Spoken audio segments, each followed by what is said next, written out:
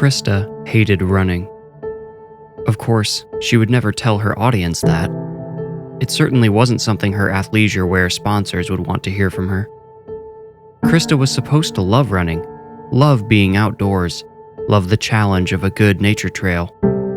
In truth, Krista wanted to be in a gym, under a barbell, or on the hack squat machine.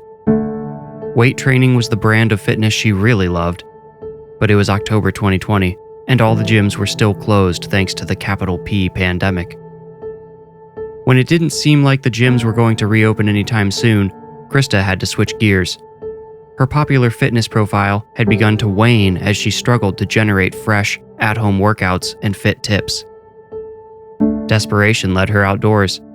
She was able to fool her audience into believing she actually loved running outside through woods and along streams. She couldn't deny the great lighting either. Her audience actually expanded after the pivot, and new brands took notice. Krista now ran on a slim path down at the base of a slope somewhere in northern Indiana. Since she lived in downtown South Bend, she had to drive out to nowhere places like this to shoot content. She had packed a few tops and a handful of hairbands and scrunchies to change out her look so she could use the videos over multiple days. All she had to do was run until she worked up a believable sweat, shoot a few videos of herself quoting the Dalai Lama or whatever, and she could go home to her husband. He was home streaming video games and making almost double what she made, but she tried not to resent him for it. Krista could taste sweat in the corner of her mouth and guessed her face was glistening enough for the camera. She thought about something encouraging and inspirational to say while taking a few selfies, careful to catch the logos on her clothes in every shot. Her thoughts were interrupted by a large crashing sound above her. For a terrible second, she thought a tree might fall on top of her. She huddled into herself and ran off the trail to stand next to a sturdy-looking trunk for cover, then looked up to see what had made the noise. She saw nothing but crisp yellow leaves up there. Krista removed her earbuds, even though they weren't playing any music, and listened intently. Maybe it was a squirrel jumping between two branches? No, it had been far too loud. If an animal had made the sound, it must have been at least as big as her. So why couldn't she see it? Where had it gone? A branch straight above her groaned, protesting some great weight which sounded like it might snap it. Krista could almost feel the strained vibrations in the tree's trunk as it struggled to hold whatever was up there. She stepped back from the tree, searching its branches, but still, she didn't see. Then it moved. Its leathery brown wings had blended with the branches above perfectly. She only saw the thing now because it started creeping out away from the trunk. It had a round, flat face with two small black eyes spread wide apart above narrow, angled nostril slits and no mouth that she could see. She only saw the full face briefly between leaves, but the almond-shaped eyes were trained on her the whole time. Krista tried to scream, but her lungs were empty. She was hyperventilating. Her phone was still in her hand with the camera open. She raised it to take a video of the grotesque creature in the tree above, but before she pressed record, she noticed the creature's nostrils pulsating. It was smelling her. The smell of her sweat lit up its eyes, making them look excited and ravenous. It cocked its head to one side curiously. It was holding on to the branches with velociraptor talons on its feet and smaller claws at the ends of its fingers at the crooks of its wings. It shifted its legs to balance as it let go with its hands and spread its wings wide enough to block out the mid-morning sun. Then it launched itself up, through the treetops, into the blue sky above, and out of sight. Krista ran. Her feet pounded and crunched on the dry leaves covering the trail. She didn't know what the thing she just saw could have been. An alien? A dinosaur? But she recognized the look it had given her. It was cold, predatory, hungry. She heard its great wings beat once above the trees. She ran harder, fueled by numbing adrenaline. She had been almost 3 miles from her car, from safety. She looked up the slope and saw the roof of a house up there. If she could make it up that steep hill, maybe someone would let her in and save her from the winged pursuer. Krista used her momentum to get 10 or 15 feet up the slope, not even a quarter of the way, before gravity forced her to slow. She grabbed hold of a skinny tree growing out of the side of the hill to keep herself from falling as she found firm footing. Her shoes slipped on the fallen leaves blanketing the slope. It was nearly impossible to gain any hold on the ground. Instead, she pulled herself from tree to bush to bush to tree in a slow ascent to safety. The big crashing noise came again, but this time, Krista didn't look up. She stayed focused on her task, escape. There was nothing she could do about the monster. She could only control herself. She could only press onward and upward. She was halfway up the slope now, halfway to the house, halfway to safety. It landed heavily behind her. One beat of its terrible wings generated a gust which knocked Krista off balance. One of her shoes slipped and her legs gave out. She fell onto her side, now only holding herself up with one hand firmly enlaced in the dead branches of a shrub, her sweaty grip on the tiny plant loosening. The creature, the monster, climbed up the slope toward her, using its wings as forelegs. As it came closer, its body split open. A cavernous, vertical maw appeared there, lined with hundreds of fleshy red teeth. With a powerful, decisive lunge, the beast cleared the distance between them and landed on top of Krista, just as her grip gave out.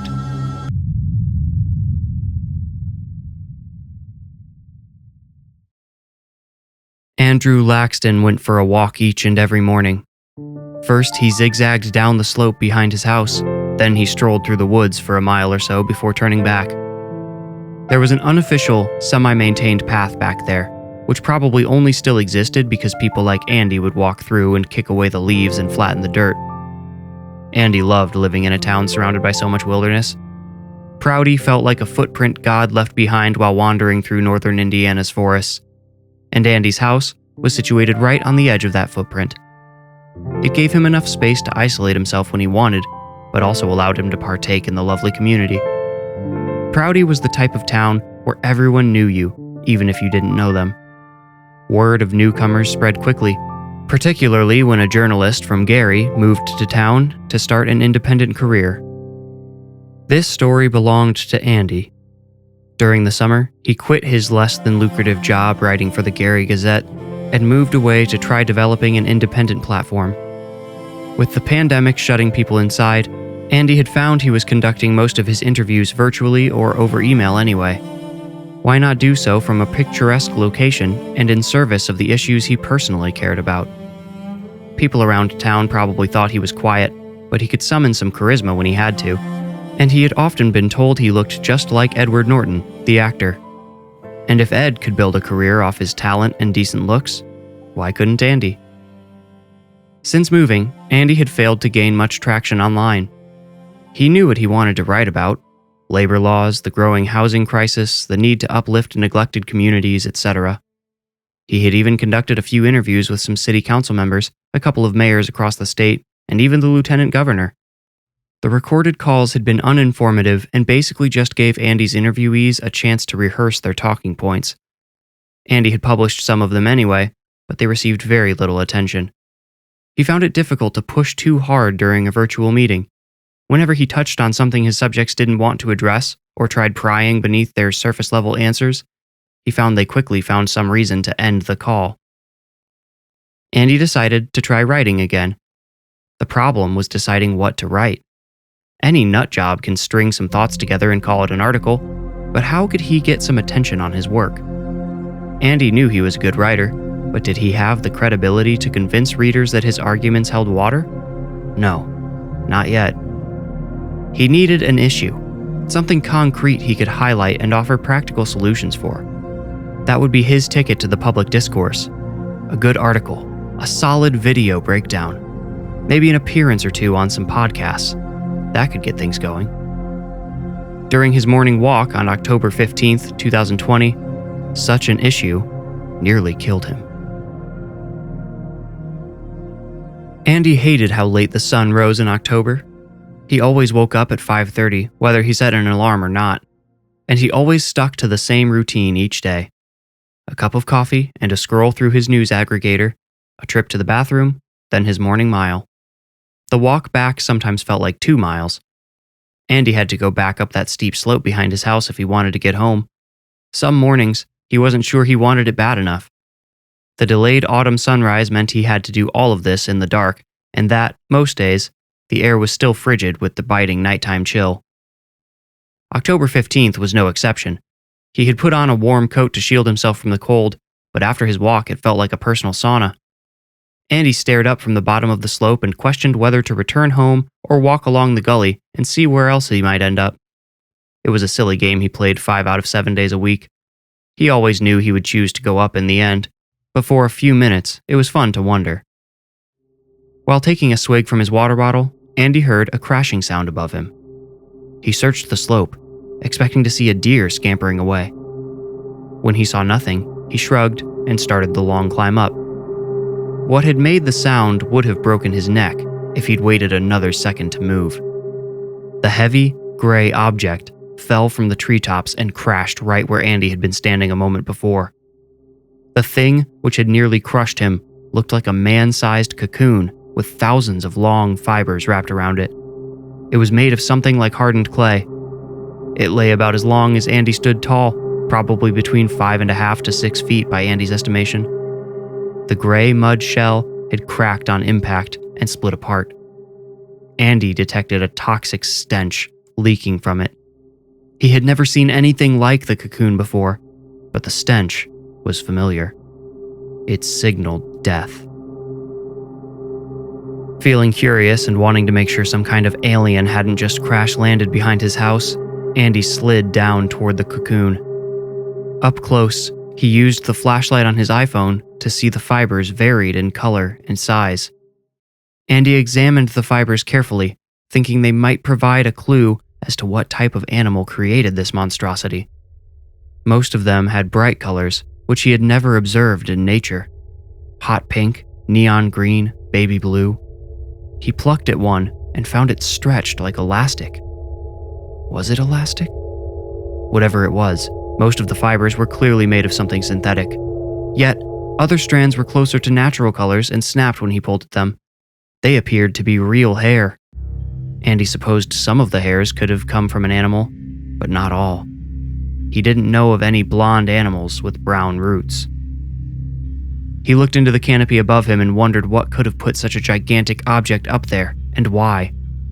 Perhaps a colony of insects had constructed it slowly, like a beehive or a wasp nest. The muddy substance did sort of look like a hardier version of the paper wasps produce to build their homes.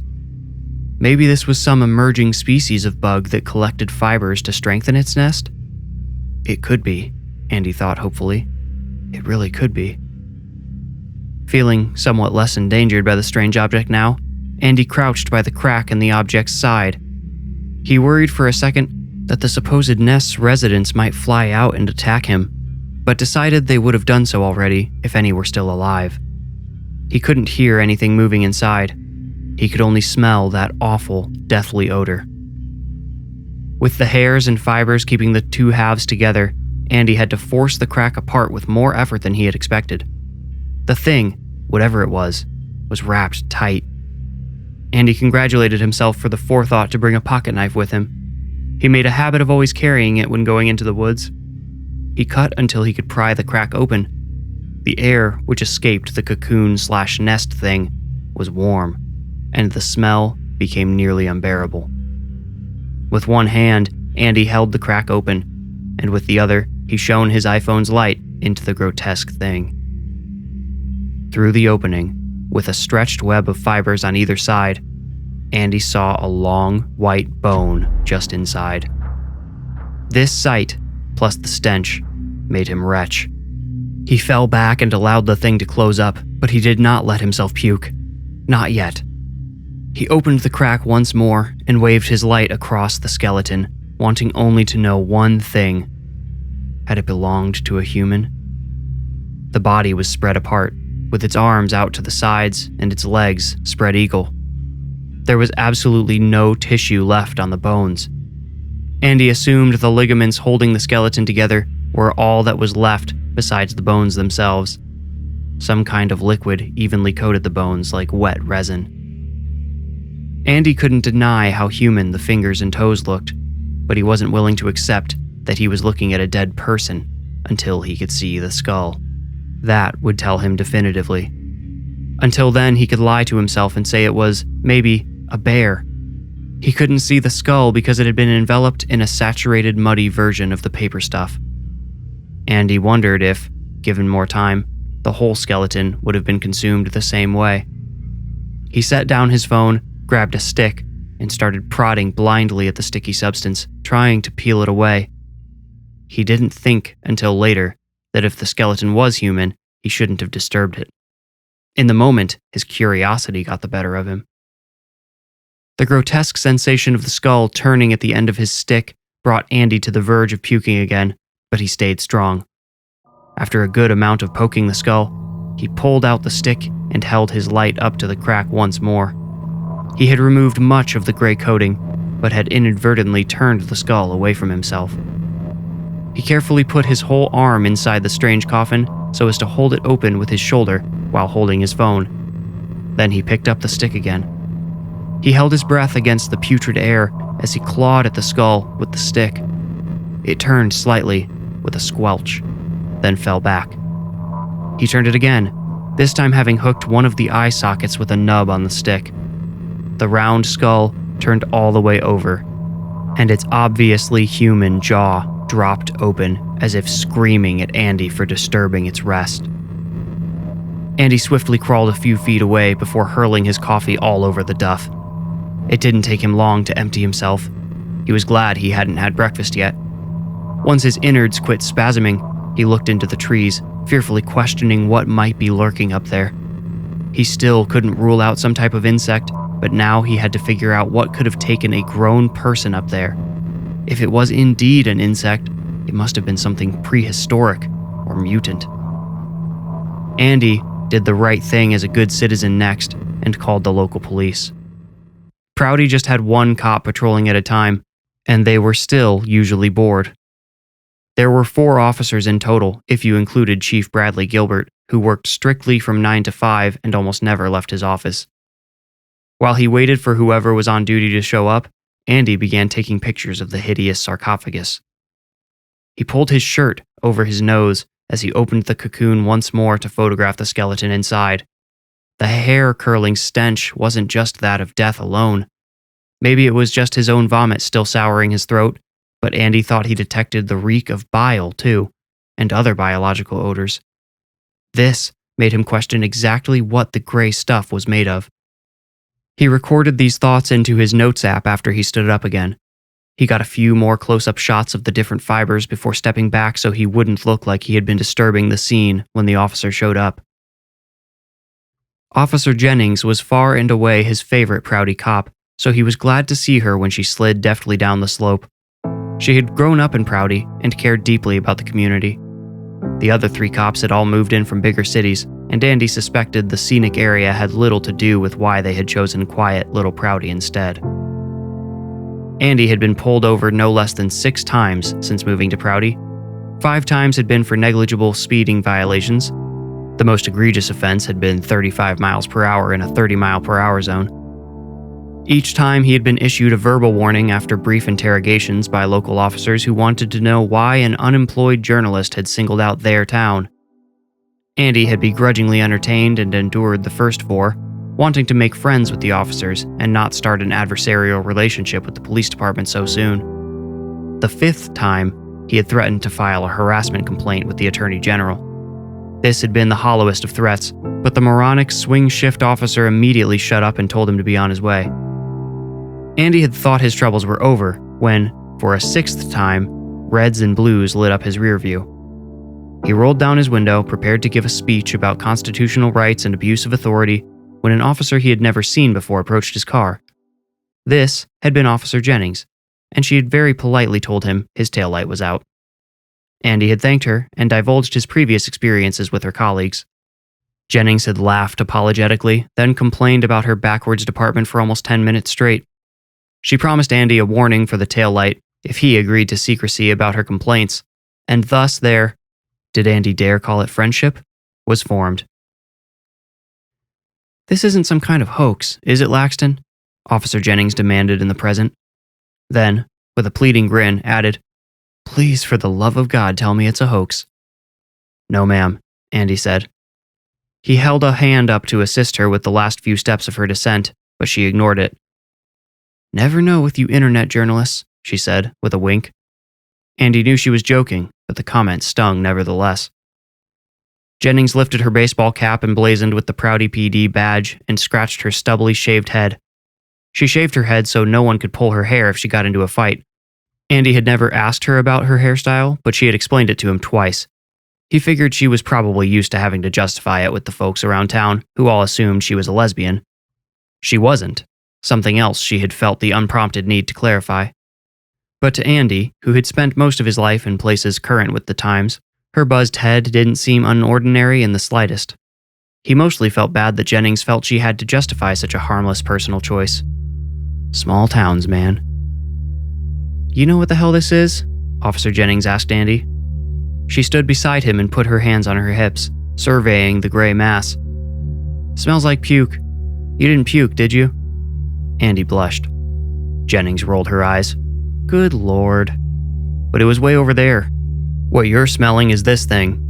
And what's inside it." "The skeleton?" she asked. Andy nodded. "Are you sure it's human?" Jennings squatted beside the crack in the object, wrinkling her nose as she donned blue medical gloves. "I mean, I'm no expert, but yeah, I'm sure." Officer Jennings tugged a few of the interwoven fibers aside and grabbed the edges of the slit. She pulled it apart and peered in. "Ah, damn it, it's pitch black in there. Grab my light for me?" Jennings nodded downward, drawing Andy's attention to the fancy flashlight protruding from her utility belt. "That's all right, use my phone," Andy said, holding the device out to her. Jennings rolled her eyes and, exasperated, said, "Please just do what I ask. You're lucky I don't roll out the yellow tape and make you stand behind it." Andy was glad Jennings insisted on him using her flashlight, if glad could be used loosely. Her light made his look like a child's toy, maybe a glow stick. It illuminated every shallow bump in the cocoon's interior and painted details he had missed entirely. Fibers coated in this sticky resin dangled from the roof and walls of the thing, giving the interior the appearance of a peach with the pit ripped out. The bones inside were accompanied by 2 rings, a silver band, and one encrusted with tiny inset diamonds all the way around. There were also 2 earrings with what Andy guessed were fake diamonds encased in silver teardrops.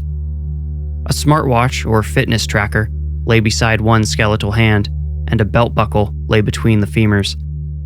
Also inside were the bright orange rubber soles of a pair of running shoes. These items were, Andy assumed, made from materials which were not desired by the creature or creatures who had left the body in the trees. Jennings let the crack snap shut. "Well, a suspicious death means we should probably get the sheriff involved," she said, clearly irritated at the idea. "How come? Isn't this your jurisdiction?" Andy asked. "I think you know it's a little more complex than that. You know what kind of resources my department has. Plus, nobody from Prouty's been reported missing. I checked when I heard your call come in. It's gotta be somebody from the greater area. Who knows? Could be..." Jennings stopped short. She took her eyes off the cocoon coffin thing and directed them at Andy. "Hold on. I probably shouldn't be talking to you, should I, Journo?" "You can talk to me," Andy said, unconvincingly. "Okay, listen." Jennings took a step toward him.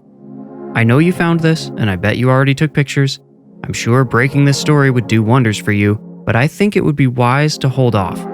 We don't want to go starting a panic." "All due respect, officer, but don't you think the people of Prouty deserve to know there's something out here that could do that to them?" Andy gestured to the hideous mass behind Jennings. "Okay, pretend I'm not a cop right now," Jennings said. She spun her Prouty PD embossed cap around. Andy laughed, but he had to admit she really did not look like a cop anymore. She looked like a rapper dressed up as an officer for a music video. "I'm just a girl who lives here, all right? I'll admit, off the record, that this is strange, but there could be a rational explanation. I'm asking you to give us, time to find that explanation. If you start going off about this online, you'll get all the tinfoil hat types out here investigating, and all that'll do is screw up the real investigation." Andy thought for a moment, then gave the most diplomatic answer he could think of. "I can't promise that. I'm sorry, but I swear it's not because..." Jennings flipped her hat back around symbolically. "Then get back. Now. This is a crime scene."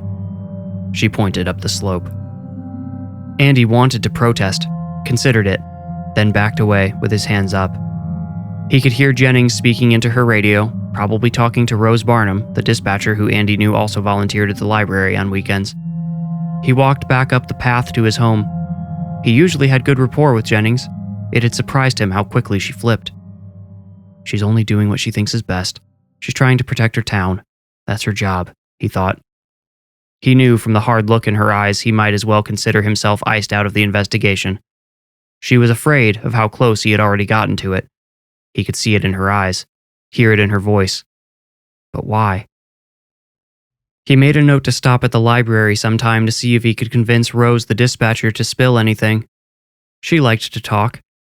In the meantime, he would make use of the one advantage he had. The crime scene he had just been ejected from was right behind his house, and he would be able to observe the investigation well enough from there. The team at the base of the hill expanded slowly while Andy watched through binoculars from the rear window of his bedroom. Chief Bradley joined Officer Jennings first. He was probably upset about being dragged out of his office until he saw the alien object for himself. Next, an off-duty officer showed up, one of the other two who made up Rowdy's thin blue line. Andy guessed Rose called him on her personal phone to tell him about the crazy thing while it was still fresh. Or maybe he had been listening to the police radio in his downtime. He didn't look like the type who had a lot going on in his life outside of work. The trio stood around talking while Jennings wrote notes. They all three took pictures. Andy wondered if it made Jennings squirm to know her second-rate colleagues might leak pictures of the ugly object to the press. It certainly made Andy uncomfortable. He had been leaning towards giving the department time to conduct at least part of their investigation before publishing his pictures, but under the pressure of beating those losers to the punch, he wasn't so sure he could wait. 2 St. Joseph County Police Department officers showed up after about half an hour. One of them blocked Andy's driveway with his Ford Explorer, but Andy wasn't planning on going anywhere anyway. He had researched the area's law enforcement shortly after moving to Prouty and learned that St. Joseph PD was headed by the county sheriff. If Prouty ever needed additional resources beyond the scope of their small operation, St. Joseph would provide. Amen. Andy heard bits and pieces of a brief but heated discussion minutes after the 2 SJCPD officers shuffled down the slope. He guessed it was an argument over jurisdiction. He hoped Jennings and Bradley had won out, because Andy didn't have any solid connections with the county police yet. A DNR official from the Wildlife Division showed up an hour after the sheriff. When he went down, the law enforcement teams backed off and let him examine the object. Everyone, including Andy, anticipated some sort of resolution, or at least an explanation. When the DNR official, a bearded guy wearing boxy Oakley sunglasses, stepped away and shook his head, the crowd of cops slouched in unison. Even from his distance, Andy could read that DNR guy's subtle message. He had no idea what the hell the giant thing was. His work complete, the DNR guy marched back up the slope. He looked back often at the object, internally puzzling over what it could possibly be. Andy intercepted him as the man walked past Andy's side door on his way back to his truck. "Sir, I'm sure you're curious, but I shouldn't talk about what's going on down there. Police investigation, you know how it is," the man said. Andy tried his best to seem unintrusive. He said, No worries, I understand. I was actually the one who found that thing down there. Or, I guess it found me. Almost fell right on my head." Andy hid his smile as the DNR guy's face showed genuine interest, even though almost a quarter of it was hidden behind his sunglasses. "No kidding. One of the cops said it fell out of the trees. So, was it like suspended up there or lodged in the..." "I don't know," Andy interrupted.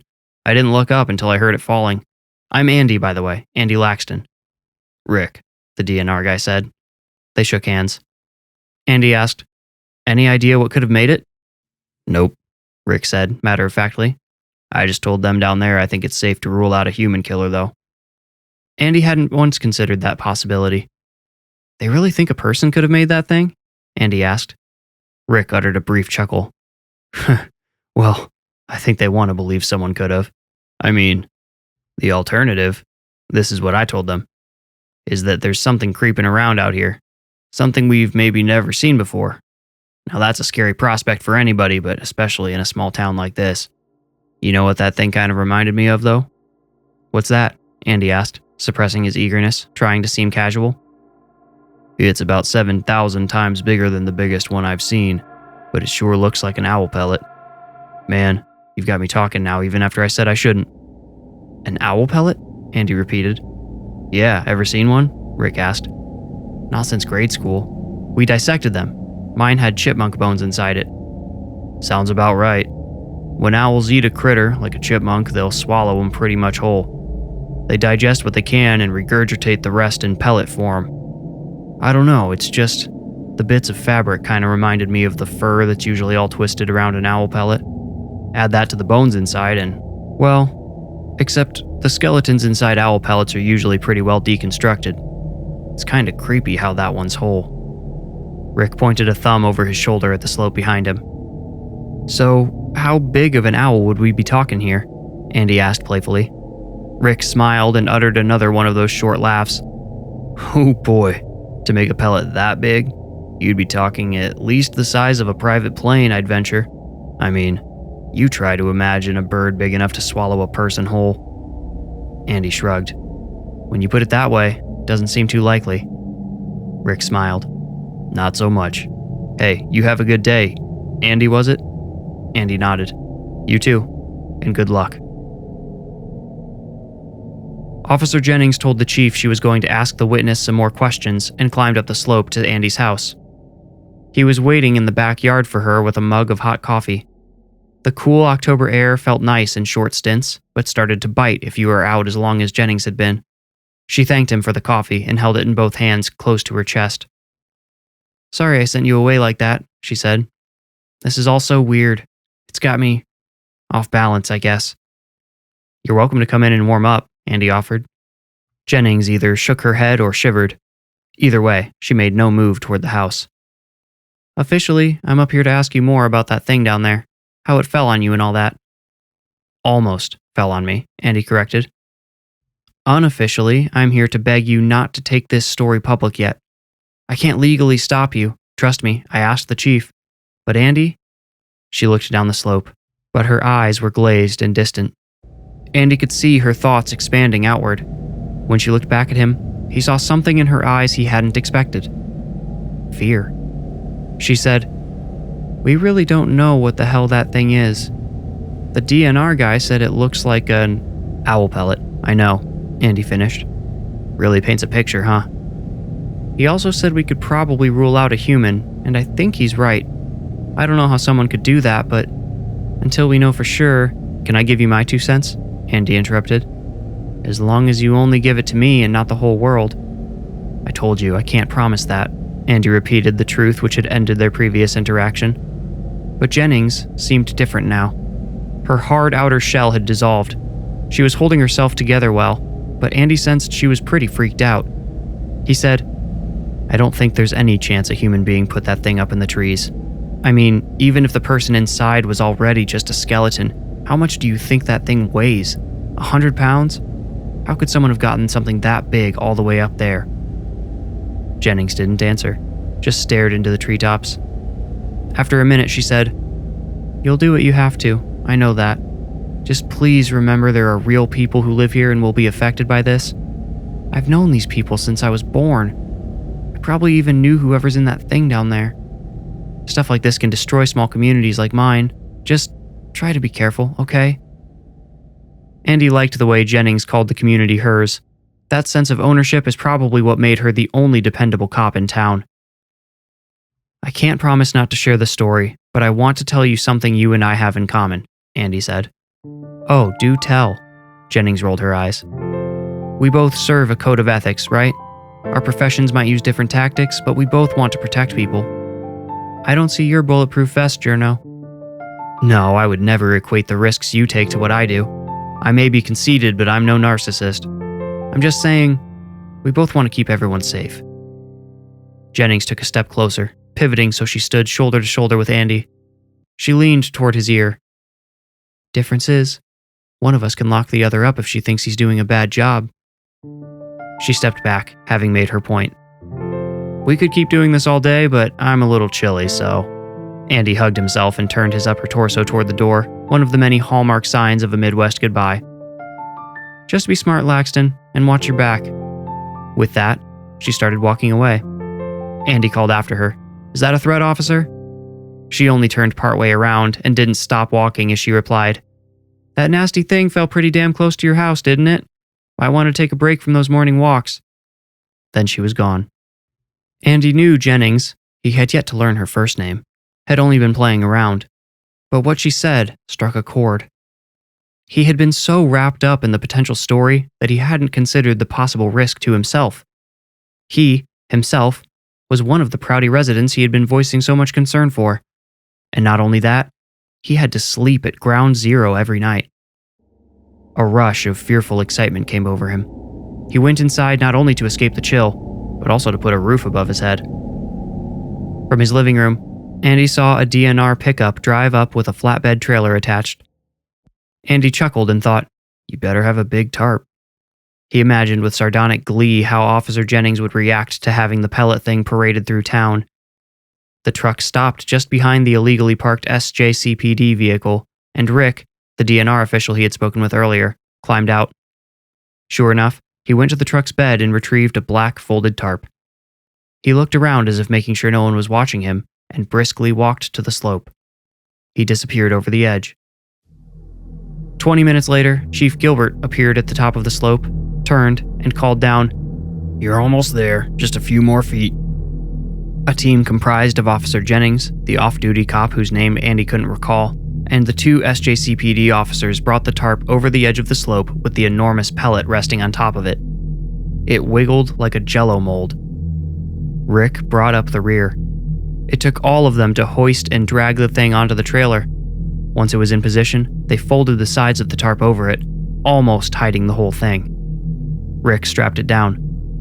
After exchanging a few words with Chief Gilbert, he climbed into his cab and started the truck. Andy watched the parade of police vehicles led by Rick disappear up the road. He wondered where they would take it. Where could they possibly store something like that out of sight? And what would they do if more started turning up?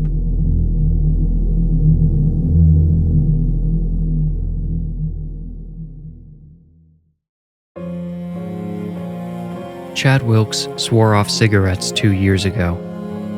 Afterwards, his wife caught him stealing a smoke behind the garage and told him she would kick him out if she ever found him smoking again. And Chad Wilkes had married an honest woman. He had truly intended to give up the habit at that time, but his body had a will of its own. It craved the tingle of nicotine, the slight numbness at the tips of its fingers, the defiant rush. After his wife caught him once more, Chad moved in with his little brother in Prouty. It shamed him to call his younger sibling in the middle of the night, begging for a place to crash until he either kicked the habit or his wife caved and let him come home. Perhaps shame is what Mrs. Wilkes had in mind when she had issued her fateful ultimatum. Ironically, being away from his wife allowed Chad to slip back into a comfortable, casual relationship with his trusty Camels. He convinced himself he was going to quit by cutting down to 2 cigarettes a day, one in the morning just to get the motor running, and one at night to settle him down and appease the jitters. That had been 2 months ago. On the evening of October 18th, 2020, Chad Wilkes stood on his brother's back deck, staring out into the deep woods behind the house, desperately sucking on the wilted remains of his evening cigarette. It looked like a burned-up esophagus hanging limply between his fingers, an image which had occurred to Chad more than once before. It had been too long. It was time to accept the truth. He needed help. Professional help. He had to get out of Prouty, Indiana, where half the population smoked like it was 1950, even while doctors were warning about the exacerbated danger of smoking during the pandemic. Did anyone with the habit heed those warnings? They had already chosen to flirt with death. Chad dropped the butt, ground it beneath his slipper, and tipped his head back. He closed his eyes, relishing the light-headed rush for what he determined would be the last time. With his eyes still shut, he chucked his half-empty box of Camels into the trees. Could he find it tomorrow? Possibly. But my, would he feel like a fool digging around in the woods for a few damp smokes. Just before he opened his eyes, a sudden impact crushed both of his shoulders. He screamed, but found his lungs full of something much thicker than air. He gurgled up gushers of blood as warm fluid poured into his punctured chest cavity, filling every cubic millimeter of space. Then Chad was flying, lifted into the air like a rag doll. In the fraction of a second it took Chad to open his eyes, he was already hovering 30 feet above his little brother's roof, and already his vision was blackening. His head lolled limply to the side, knocking against something hard and slick. His eyes rolled up. The last thing he saw was the outline of a dragon, traced in the moonlight, carrying him up, and over the forest.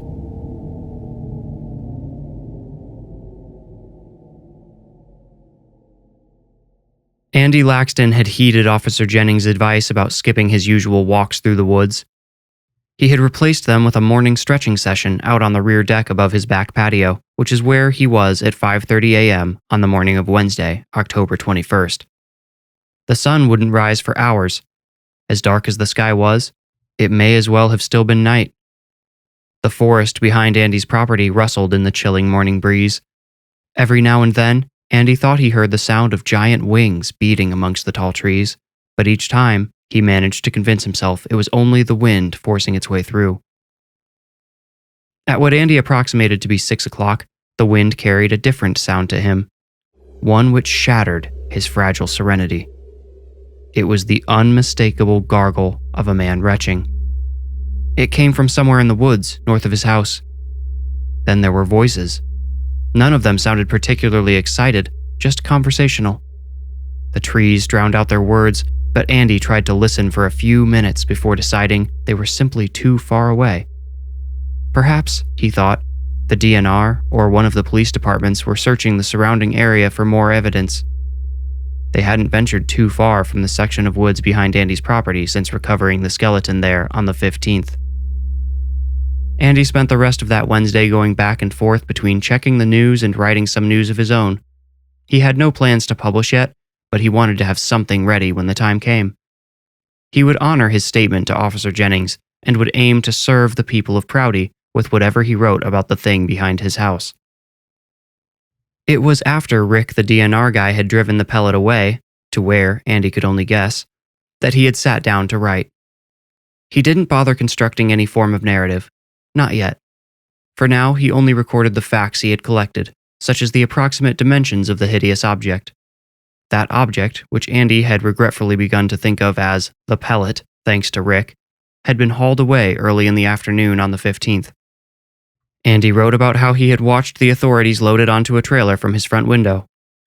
He wrote that the pellet's length extended across roughly half of the 10-foot trailer and took up nearly its entire girth. Andy took frequent breaks from writing to check the news again. He didn't expect to see anything about the pellet, not after his conversations with Officer Jennings.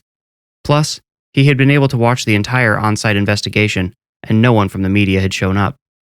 No one from any of the local channels came later either.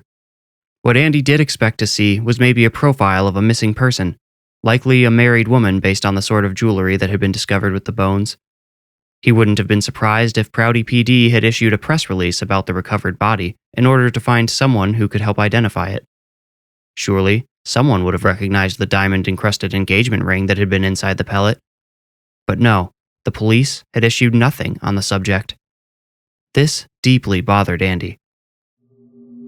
That evening, he began putting together another article. This one was an exposé of sorts, blowing the cover off the conspiracy cover-up of a dead body found in the woods.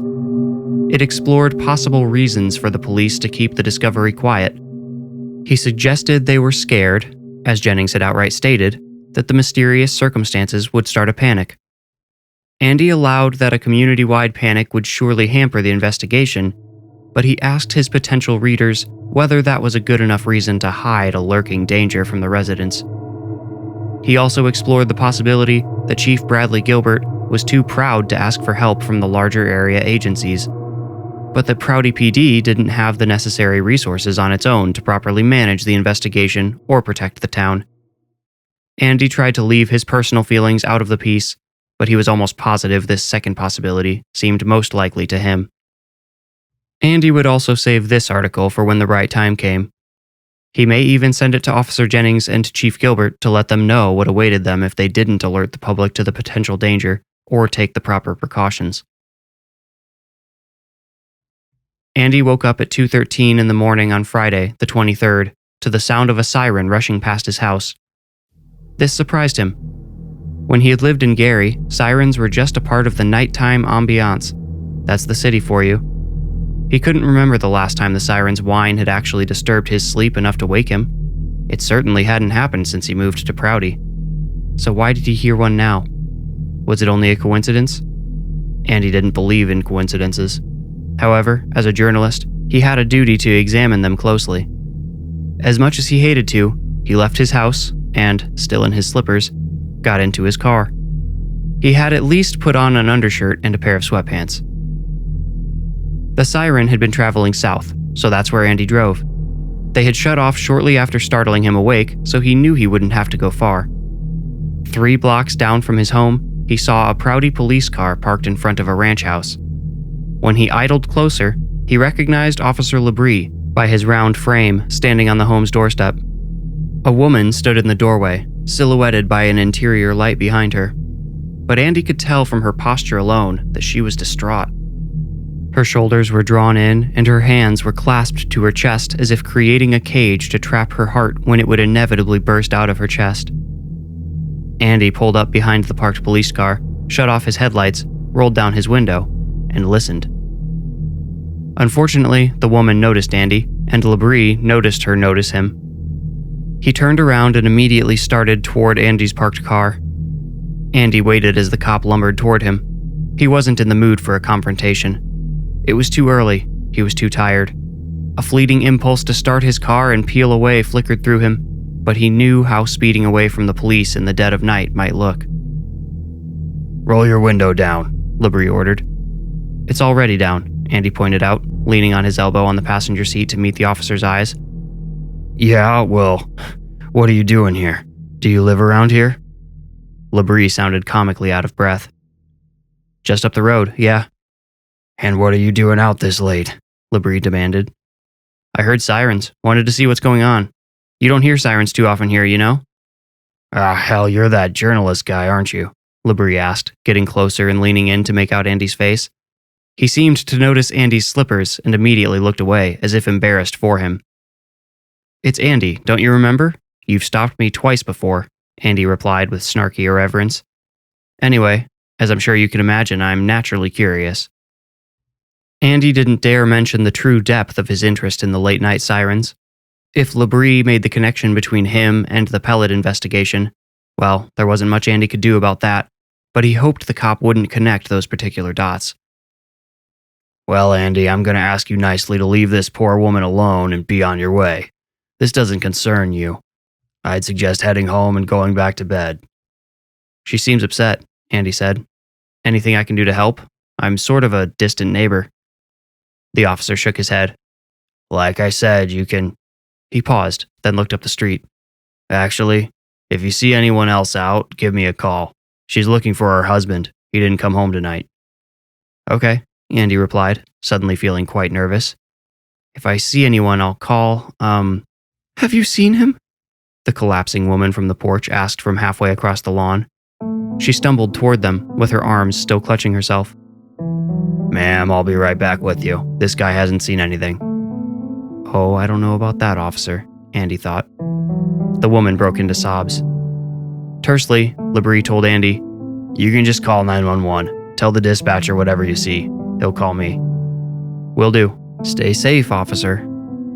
Andy couldn't help but add a hint of sarcasm, but he immediately regretted it. He could hear the trees rustling from his car. He wondered if, maybe, the complacent cop next to him might be in real danger for once. As he pulled a 3-point turnaround, he entreated fate for Labrie to survive until the morning. He saw no one on the short drive home. Andy had but one lead for more information about the pellet investigation. He hoped Rose Barnum, the police dispatcher, would speak candidly with him, but he couldn't be sure. Perhaps Chief Gilbert had told Rose not to speak to anyone. But would that stop her? Andy had been delaying a visit to Rose because he hadn't wanted to catch her when any warnings from the chief might still be fresh. Rose always had weekends off and spent much of that time volunteering at Prouty's miniature public library. Many of the town's young families used the library during the week, particularly during the summer or after school, but Andy had found it to be a quiet place on Saturdays, and especially Sundays. He didn't want to wait until Sunday to talk to Rose, though. He had too many questions, some of which had started feeling urgent since the disappearance of one of his neighbors the day before. He went to the library on Saturday, hoping he might strike luck and be there alone. His car was the only one parked in front when he arrived, but that didn't mean anything. Most people in town walked to the library. But if there were other patrons, he would pretend to browse until they left. Simple enough. A bell above the door jingled, announcing his entrance. The small library consisted of only one long room lined with floor-to-ceiling shelves. Each side had one of those rolling ladders that you really only see in movies nowadays. If the library's layout was a letter, it would have been a capital A. A double-sided shelf divided the back half of the room down the middle, but the front half was left open to serve as a sort of lobby. Rose's desk was in this half, facing the door, but she wasn't sitting at it. Not wanting anyone else's attention, Andy resisted calling for her. He peeked around the middle shelf just in case someone was crouched back there, enveloped in a good read, but it appeared he truly was alone. Somewhere in the back of the building sounded a rush of water followed by a guttural gurgling. Andy hurried to pick up a random book and pretended to scan its pages so he wouldn't look like he was waiting for Rose while she went to the bathroom. It would do him no favors to make her feel embarrassed or uncomfortable from the jump. He didn't notice at first that he had grabbed Ray Bradbury's The Halloween Tree, a seasonally appropriate read, he thought. Then he realized he had plucked the book from a special Halloween section, which also included Shirley Jackson, Neil Gaiman, Mary Shelley, M.R. James, and, of course, plenty of Stephen King. A door in one of the back corners Andy had never paid much mind to opened, and little Rose Barnum shuffled out, drying her hands on her jeans. Andy turned away so he could pretend she surprised him when she returned to her desk. "Looking for something spooky?" Rose asked. Her bubbly personality could be deduced from the way she asked that single question. The first time Andy had come to the library and met Rose, he had pinned her in her late 30s or early 40s, but he had come to wonder if she was actually older and masking her true age with youthful mannerisms. After all, don't they say age is just a number? Part of the difficulty in deducing Rose's age, not that it mattered, was the makeup she skillfully applied before ever leaving the house. She contoured her cheeks and shadowed her eyes so thoroughly that Andy thought if she ever did go out without makeup, he probably wouldn't recognize her. But no, her fiery red hair, dyed, not natural, would give her away. Not many people in Prouty colored their hair beyond their natural hues. In response to her question, Andy said, I was thinking about picking up a good Halloween read, but as I'm scanning these books, I wonder if I really want something scary." "Oh?" Rose asked, sitting down at her desk. "Yeah, well, you remember last Thursday morning, don't you?" Rose had been the one to take his call about the skeleton behind his house. "Oh, yes, I do, Mr. Laxton, yes, I do. And did you hear?" She stopped herself. Bingo. "Hear what? Have they identified whoever was inside that thing?" Andy asked. He suspected that wasn't what Rose had been about to say, but he didn't want to be too direct. Not yet, anyway. He had to lure the gossip out of her. He casually reshelved The Halloween Tree and picked up We Have Always Lived in the Castle and pretended to scan the inner lining. "No, I'm afraid not. Not that anyone's told me anyway. Sometimes the officers, keep things from me. It's all right, I suppose. Not really my business." "Oh, but Rose, isn't it?" Andy baited the hook. "I mean, it's not really fair that you have to take all those calls and not get any resolution, right? You deserve to know how things turn out, if you ask me." Thank you, Rose said more excitedly than Andy anticipated. I'm in a Facebook group with a bunch of dispatchers from all over the country, and do you know that's everyone's number one complaint? We take all those calls. For some, it's way worse stuff than what I deal with. And then the officers show up and the caller hangs up and... Rose raised her hands out to her sides, palms up, and shrugged. Well, I'm no dispatcher and I'm no cop, but that just doesn't seem right to me, Andy said. It's not fair to make you piece everything together yourself. I mean, well, I shouldn't assume, but come on, Rose. Don't tell me you don't try to piece it together yourself now and then. Andy leaned on the desk and winked at her. Rose grinned. She whispered wistfully, You know, I'm not too bad at it either. That tracks, Andy replied. So, about that thing that fell behind my house, if you were to try piecing that together, what would you guess happened? Rose immediately looked uncomfortable. She literally squirmed. Andy hurried to save the interaction before it careened off the I'm not supposed to talk about that cliff. You know what? I shouldn't have asked. I'm sure you're not supposed to talk about it, and I completely respect that. I'm only curious since the first one was basically in my backyard. Rose gasped.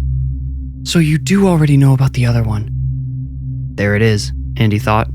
Now we're moving. I do, Andy lied. Then he took a big risk.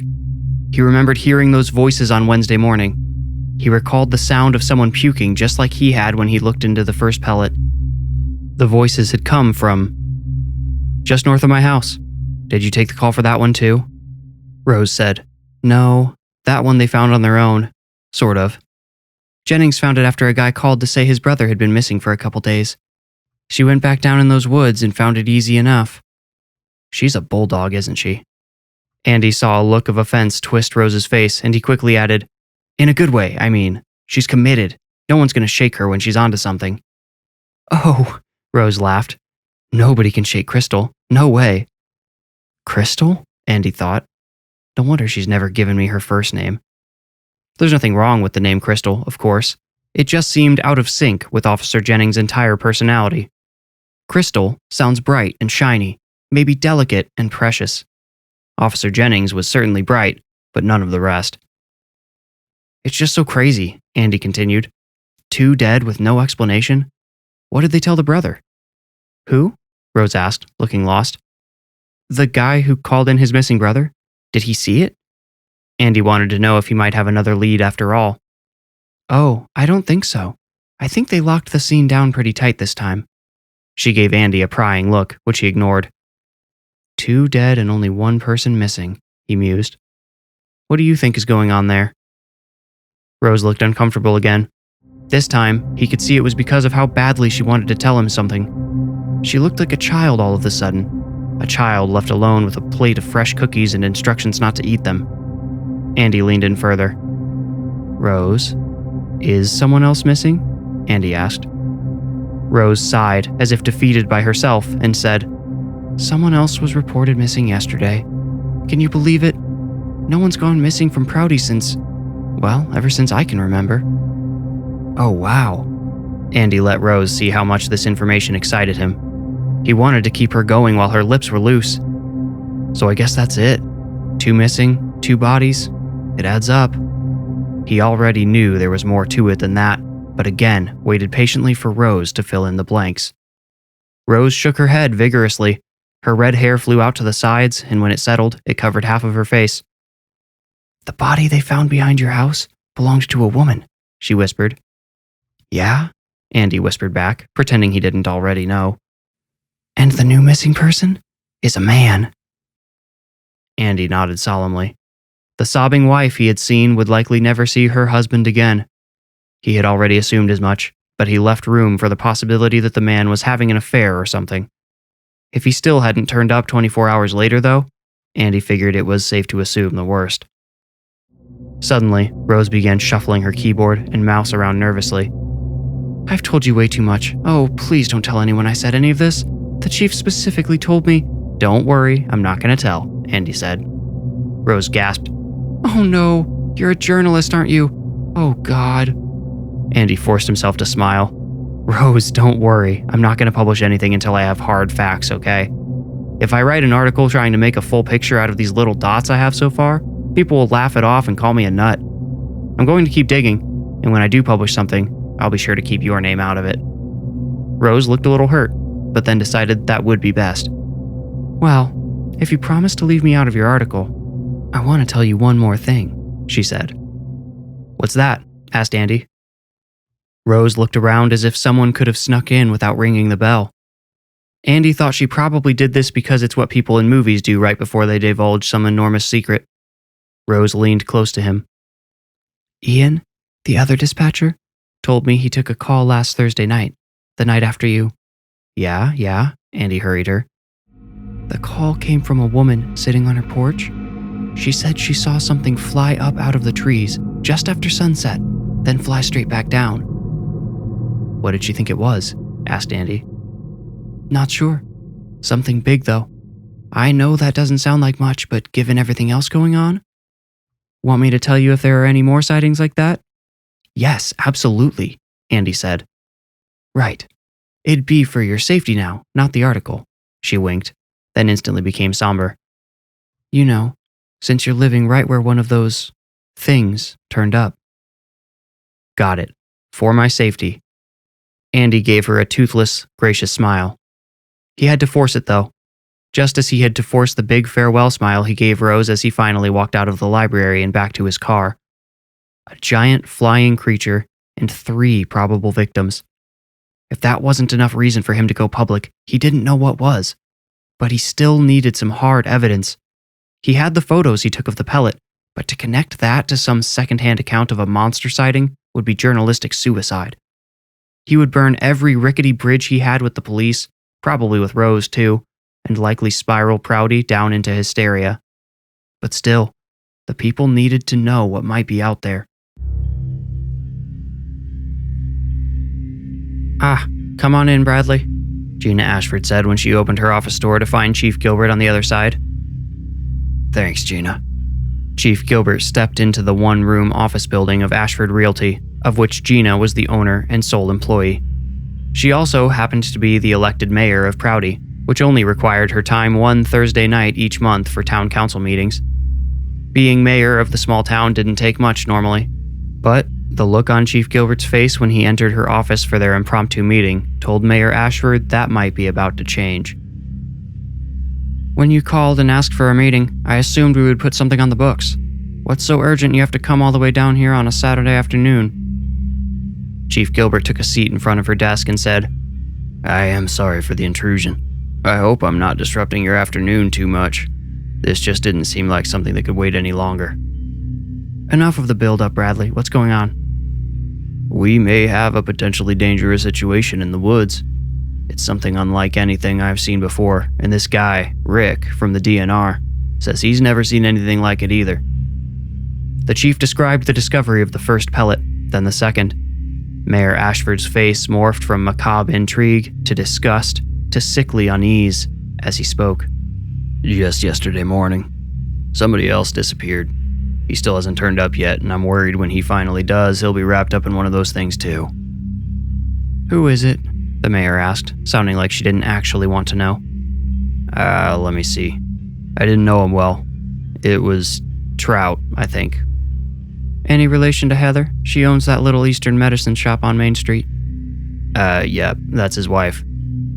Gina rolled her eyes and blew out a puff of air. "Boy, she's eccentric on a good day. I bet she's babbling all over town right now." She rubbed her temples. "So what are you doing? What needs to be done, and what do you need from me?" "Well, Gina, to be honest, I'm not really sure what can be done. I don't want to start a panic." "No," Gina interrupted. "Until you know for sure what's going on, I don't want to do anything public. This has been a tough year for everyone already. I mean, thank God we've been insulated from the pandemic for the most part, but it's still affected us. I don't want you or your cops scaring people about some kind of monster in the woods until we know for damn sure what it is." "Yes, ma'am, that's what I was thinking too. The weather's gonna start getting colder here soon, and that should help keep folks inside and out of danger.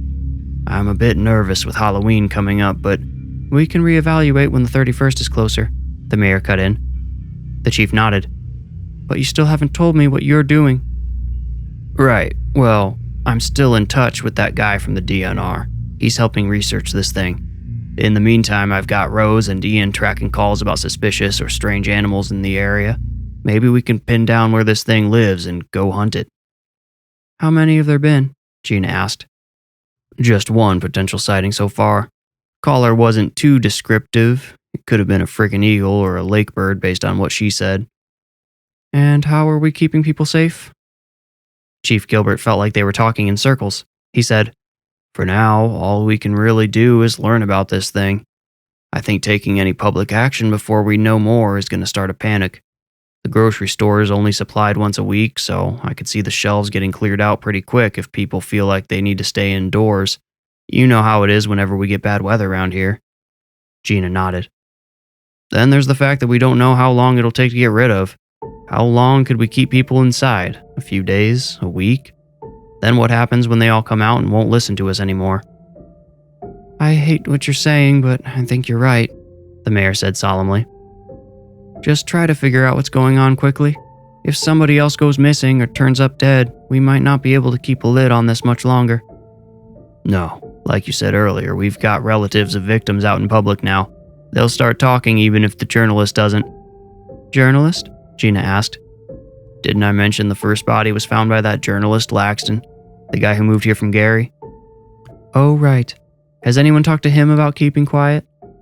"One of my officers is friendly with him. She says he sort of threatened to go public if we don't get this sorted out, but he's staying quiet for the time being." "Good. Well then, Bradley, if you're not looking to buy a cute acreage in the country, I'd like it if you'd let me get back to work here." "Of course. If you think of anything else, just call me," the chief said as he stood. "I do want to discuss Halloween next week if this hasn't sorted itself out," the mayor added just before the door closed. "Same here," Chief Gilbert affirmed as the door swung shut. "Oh, Bradley," the mayor shouted just after the door closed. The chief rolled his eyes and cracked it open again. "Yes, ma'am." "The Cross Tower annual picnic is tomorrow afternoon out in the courtyard there. There'll be lots of people there, so hopefully that's enough to keep people safe, but could you—" "I'll tell whoever's on duty to stick around, and I'll be there myself, too. You know I never miss the annual picnic." Chief Gilbert smiled and slapped his belt-busting gut. "Of course. Okay, that's all," Mayor Ashford said. The chief nodded and replied, "Stay safe, ma'am."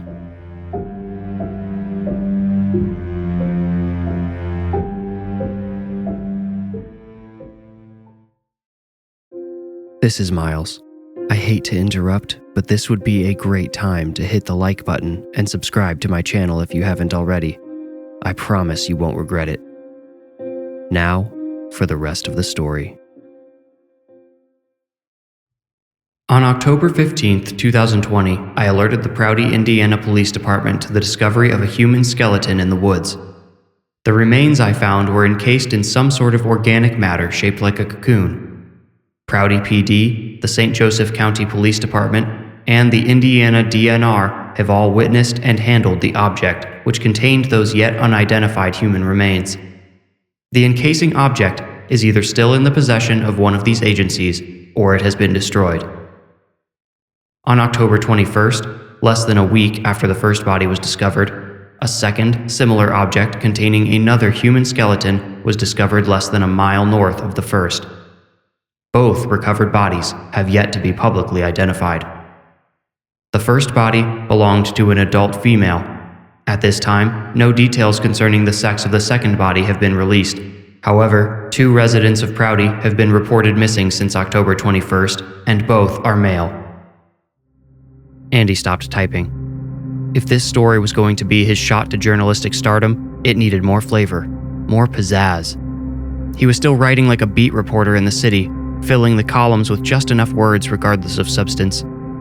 He needed an angle to draw people into the situation, make them feel the fear he was feeling. He needed to show the world how serious the ongoing cover-up really was. Maybe he was too distracted. It was Saturday night, hours after he had left the library, and all he could think about was the missing man who hadn't turned up yet. He pictured that imploding woman he saw the night before, the one who filed the missing person report for her husband. Andy had to assume her husband was the second missing person Rose had mentioned. The question was, when was a big, fuzzy pellet going to turn up with his skeleton inside? Andy started running numbers to try to determine the length of time between a person's disappearance and their body turning up. With the first, the one which he had found, or had found him more like, it was impossible to tell without knowing if or when the woman inside had been reported missing. But that morning, when Officer Jennings had been talking to him, she had said there weren't any missing person reports in Prouty. So that meant the man who had been discovered second went missing sometime after the morning of the 15th. He was found early on the 21st, and according to Rose, his brother said he had been gone for a couple of days. That put his attack somewhere on or around the 18th. So it seemed whatever was stalking the town was taking someone every 3 days or so. And that meant another victim was due. Andy couldn't help himself. He did a quick Google search of how long does it take owls to digest their food. The result? Typically less than 24 hours. Yeah, Andy thought. Except owls eat mice and chipmunks. It probably takes a bit longer to break down a person. Andy had begun to mentally refer to the monster hunting Prouty's residents as the owl. Ever since Rick had compared the body encasements to owl pellets, Andy had an image in his head of an enormous owl with a beak large enough to swallow a human whole. He knew this idea was ridiculous. How could an owl ever grow so large? Yet the image stuck with him. And after his conversation with Rose, after her revelation that someone had spotted a giant winged creature flying above the woods surrounding Prouty, his conception of the owl became unshakable. Sunday afternoon, feeling lost and nameless, Andy decided to go for his first walk in the woods since nearly being flattened by the pellet. The woods continued to be painted over with the fiery strokes of autumn. A few leaves fell around him here and there as Andy walked. Their sweet, natural aroma wafted up to him as he crushed them under his feet. He passed the place where it all started. The police, in concert with nature, had done an excellent job of hiding the signs that anything abnormal had occurred there. Andy wondered if he were to walk north, if the second person's body location would be equally missable. Probably. Thinking of the distraught woman who had reported her husband missing Friday night, Andy turned south and started that way. One of the thicker branches above him groaned arduously, like an aged door on uneven hinges. Andy stopped cold. This groan was not one of the occasional sighs caused by the foreshadowing October wind. This groan was a protest against some great weight. Before looking, Andy ducked behind a thick tree. He knew if something was lurking above, it had most likely spotted him already, but he hoped putting something between him and the hunter would deter it from making him lunch. From cover, Andy scanned the branches above. The burning leaves were still thick enough to hide large portions of the woven branches, but not large enough to hide anything big enough to swallow people whole. Movement in the corner of his eye. A violent shaking of leaves, as if a whole tree had been turned into a maraca. A subsonic whoomp, accompanied by a downward wind, which sent a hurricane of leaves showering down. Andy looked up frantically and hugged his tree guardian. He was unquestionably in the presence of the monster, the owl, and undoubtedly in its mortal sights. Leaves and branches crashed in a mad cacophony directly over Andy's unprotected head. He ran. Sharp snaps and the evil groaning of dry boughs followed him ever so closely. Violent swishes of leaves whispered doom. Andy stayed close to the thickest trunks he passed, careful not to give the chasing beast an opportunity to swoop down and grab him. He risked one look over his shoulder and nearly tripped for this brief glance. After that, he kept his eyes forward. The farther Andy ran, the more aggressive the pursuing noises above him became. Branches started breaking off under the monster's forceful leaping. They thumped to the ground in Andy's wake. The thing above never growled or roared or cawed or made any vocal sound at all. Later, Andy would wonder why, and decide it was because it had no reason to. Andy posed no threat. It didn't need to assert dominance. It knew it had him. And it most certainly would have had him if not for the drainage outlet Andy stumbled upon, miraculously. A wide concrete pipe led down from the storm drain atop the slope, through the hill, and opened at the base of the slope. There was maybe one of these outlets per mile of road in Prouty. Andy thanked whatever power controlled his destiny that he had happened to be near one. He dove forward and prayed there wouldn't be a metal grate a few feet in, as there sometimes was to keep critters from nesting inside. If the pipe had a grate, it was game over for Andy and bon appetit for the owl. But there was no grate, just hundreds of feet of semi-vertical darkness.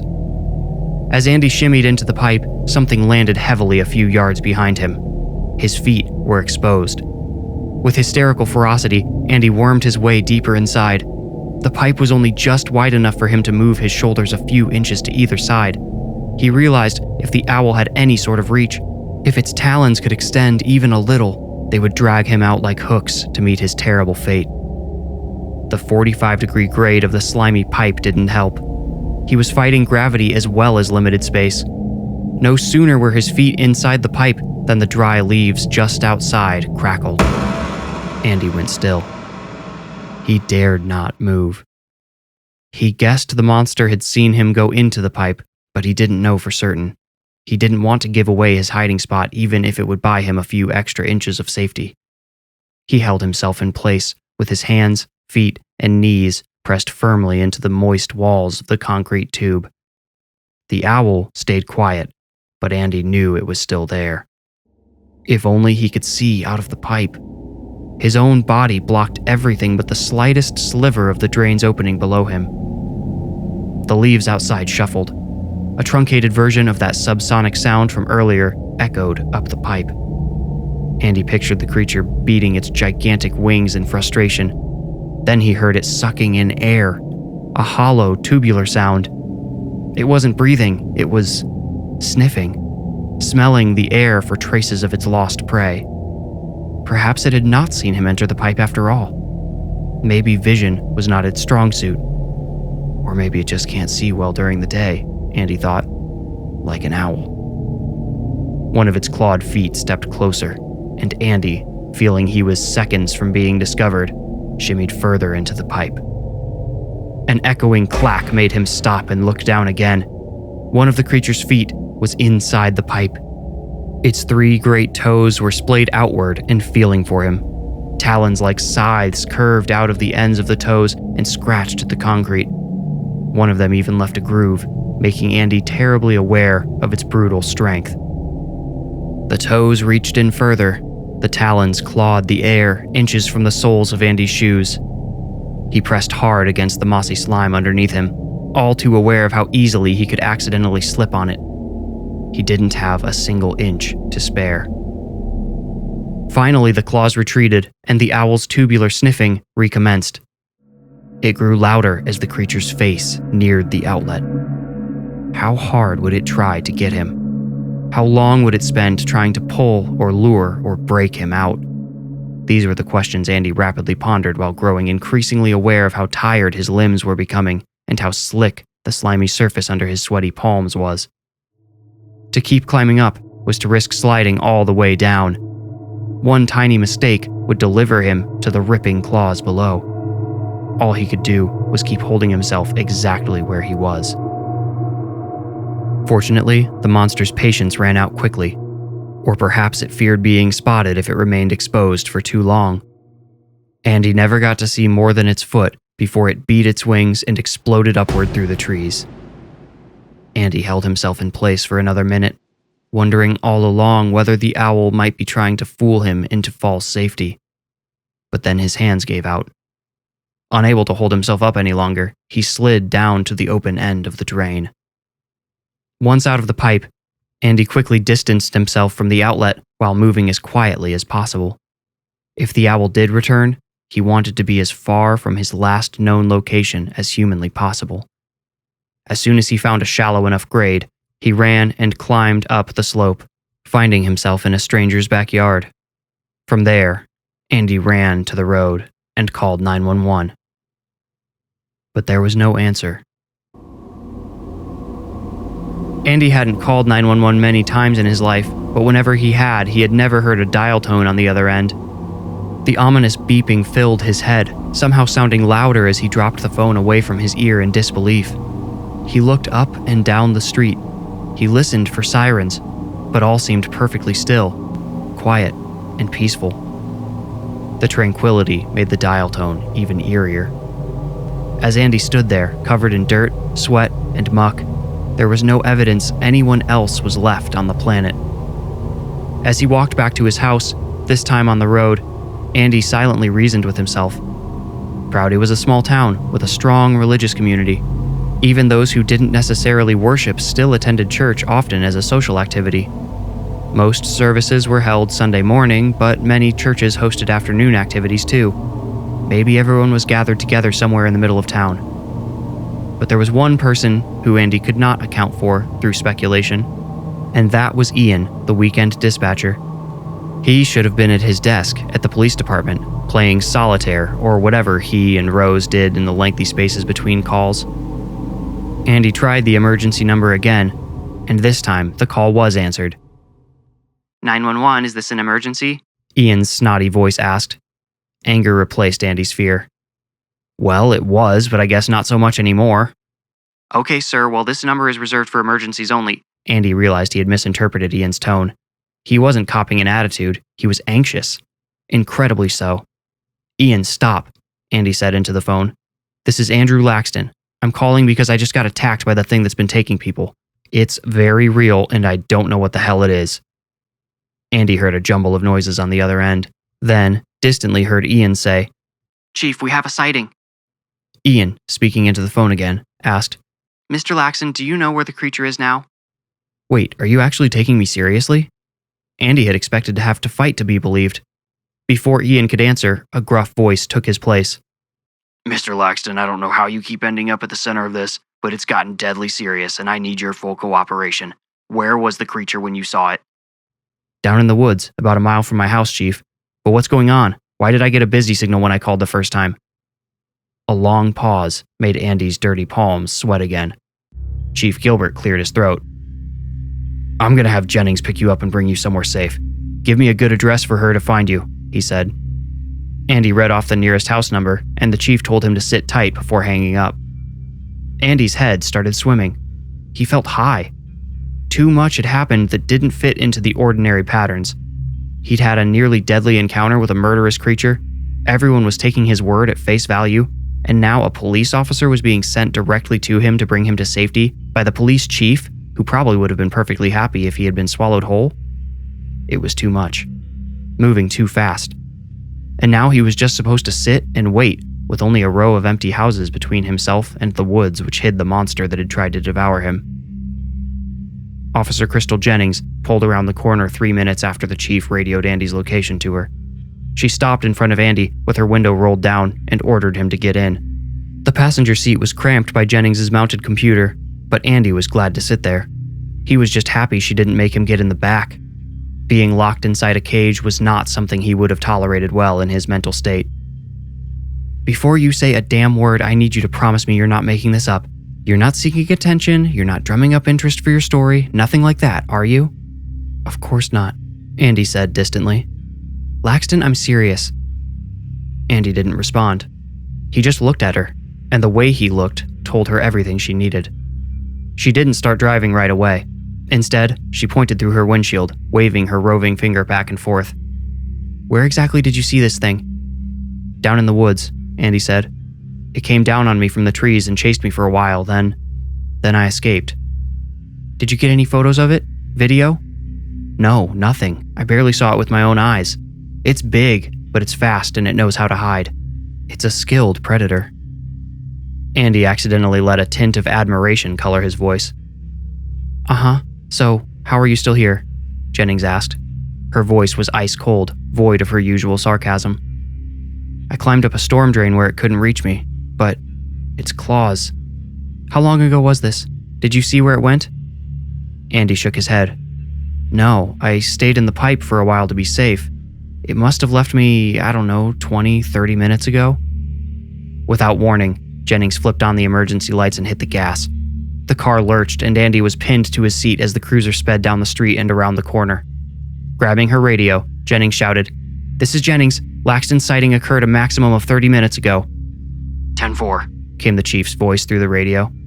I'm calling back up from St. Joseph to help search. We might still have time. Time for what? Andy asked. Jennings sniffed and pursed her lips, keeping her eyes trained ahead. What's he talking about? Andy asked with slightly more force. His stomach lurched as the car almost tipped onto two wheels as Jennings zoomed around a corner. Without taking her eyes off the road, she said, "A kid's missing." Andy swore and punched himself in the leg. Unperturbed by this outburst, Jennings explained, "Crosstower Baptist held their annual Harvest Festival this afternoon. Half the town came out for it because people around here aren't that worried about the virus. A family brought their dog and let a group of kids take him for a walk. Next thing anyone knew, all but one of the kids were running back and screaming about a monster.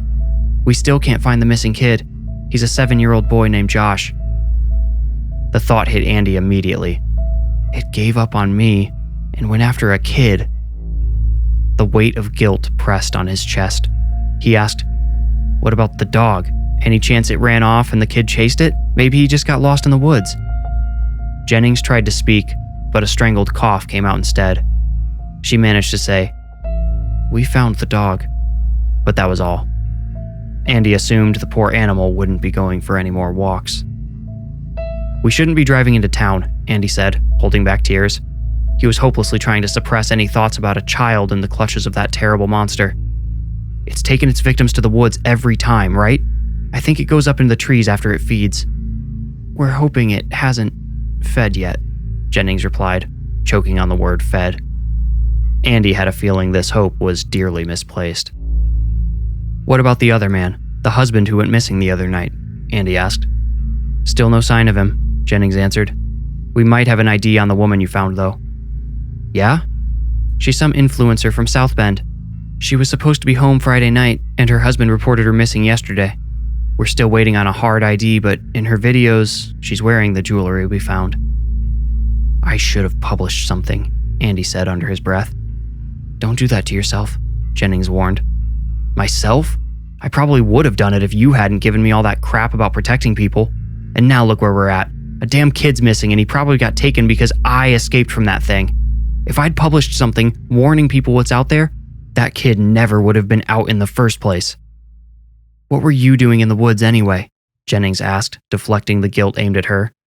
"Don't you know better?" Shamefully, Andy admitted, "I thought I'd be safe in the daylight." "We thought everyone would be," Jennings replied. They arrived at the church and were instantly surrounded by a horde of puffy, wet faces. Jennings had to push people back with her door as she opened it. She remained stone cold against the torrential wave of emotions pouring from the crowd. "Any sign of him?" Jennings asked the chief after wading through the swarm. He was dressed in a white shirt and khakis, his Sunday best. Andy guessed he had probably been in attendance at the potluck before the kid went missing. He must have gone straight to the station after it happened. Coward. As if reading his thoughts, Chief Gilbert gave Andy a suspicious look. Suddenly, Andy realized Rose was standing beside the chief, with her hands folded in front of herself, twisting around one another anxiously. "Nothing's changed since you left. Everyone but his parents seems to assume the worst at this point," Chief Gilbert said. Andy got out and walked around the car after the swarm dissipated. He walked up next to Jennings, facing the chief. Some people had stayed close, trying to listen in on their conversation, but most had dispersed to search for the missing child. Andy gestured at the lingerers and whispered to the chief, "You said they assume the worst, but do they even know what the worst is?" The chief admonished him with a glare. Jennings stayed tactfully quiet. Rose looked like she might burst into sobs. "I just got attacked by that thing. It probably came here right after I escaped. It's not like anything I've ever seen before. It's big, it's fast, and it's quiet." "You saw it?" Rose asked, eyes and mouth agape. "Just what exactly did you see?" Chief Gilbert asked incredulously. Jennings looked at Andy. Something in her eyes begged him to lie about how much he had seen. He sensed the tension between her and her boss, him wanting to continue the cover-up, and her finally wanting to tell people the truth. She wanted Andy to say he had seen it, even though she already knew he hadn't really gotten a good look. But he had seen its foot, its talons. Yeah, I saw it. This thing is real, Chief, and it's here. It's time to tell everyone what's out there." "Andy's got a point, Chief," Jennings finally spoke. She rushed her words as if they wouldn't all make it out of her if she didn't hurry. It's probably not a good idea to have all those people out there in the woods searching. Hey, somebody yelled from across the lawn. What do we pay your salaries for? There's a kid missing. Stop standing around. Andy saw 2 St. Joseph County cruisers coming up the road, flashing their lights. It was now or never. Jennings had left the door of her car open. During the drive, Andy had inspected her onboard radio just in case he had to do exactly what he was about to do. He moved past Jennings, dove into her car, and grabbed the handheld mic from their center console. He switched the radio mode to broadcast and commenced his speech. Everybody, get out of the woods, he said. His voice echoed across the lawn from the speaker atop the police car. There's something out there. It attacked me just a little while ago. The chief yanked Andy out of the car while Rose and Jennings looked on helplessly. The small crowd of eavesdroppers dispersed, suddenly not wanting to be near whatever was going on. Andy broke free from the chief's pathetic grip and started running toward the trees. As he ran, he yelled, See, they don't want you to know. They've already found 2 bodies in the woods. I saw one myself. They might be hiding more. The chief chased him, but only for a few seconds. The fat old man had not a chance of catching the spry journalist who started every morning with a hike. Jennings undoubtedly could have caught Andy, but she didn't want to. She didn't think many people would believe the shouting man running from the police, but when the truth inevitably came out, she didn't want to be remembered as the officer who shut up the one person trying to tell the truth. Arrest him, the chief ordered. What should I charge him with? Jennings asked, cocking her head and raising her eyebrows. I don't care. Interference. I'll bring him in later, Jennings said, trying to hide her quivering jaw.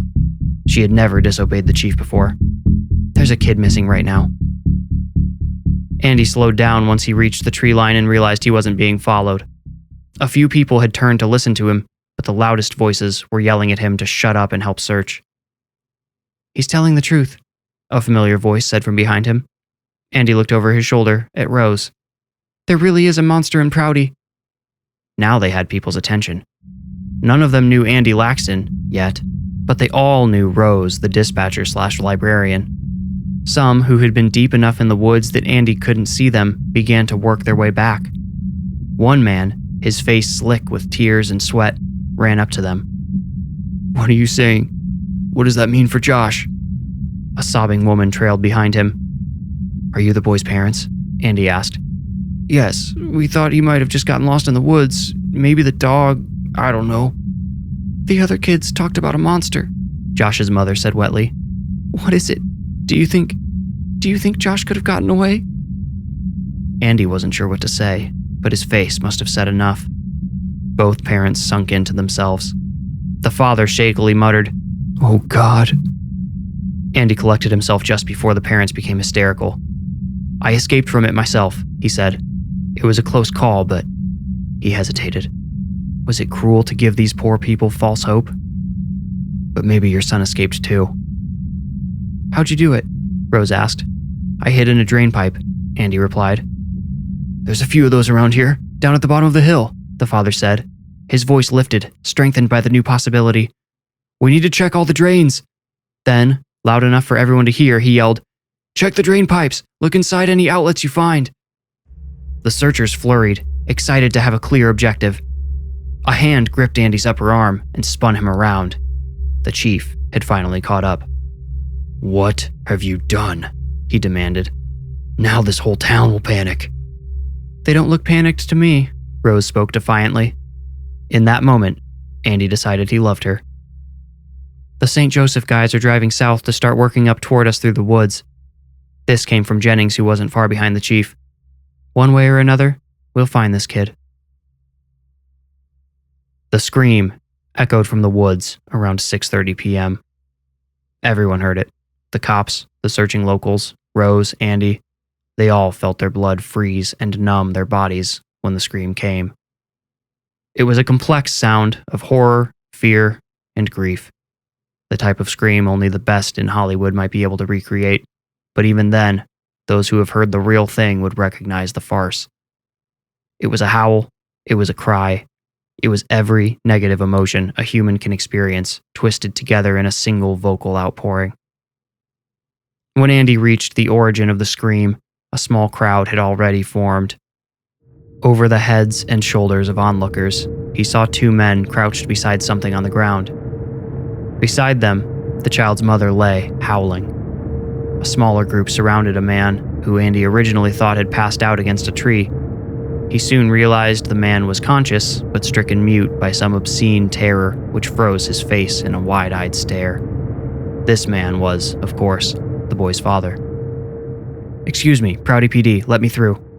Jennings pushed past Andy, and he fell in behind her, letting her split the crowd of onlookers for him. When he reached the inner ring of spectators, he was unsurprised to see the men were crouched beside a small, gray object wrapped in colorful threads. The object resembled that which nearly fell on Andy a few days before in every way, except for its size. This one was maybe half the size of that one, maybe less. Murmurs from the crowd around him reminded Andy these people had no idea what was inside that hideous gray thing. Andy knew, and Jennings knew.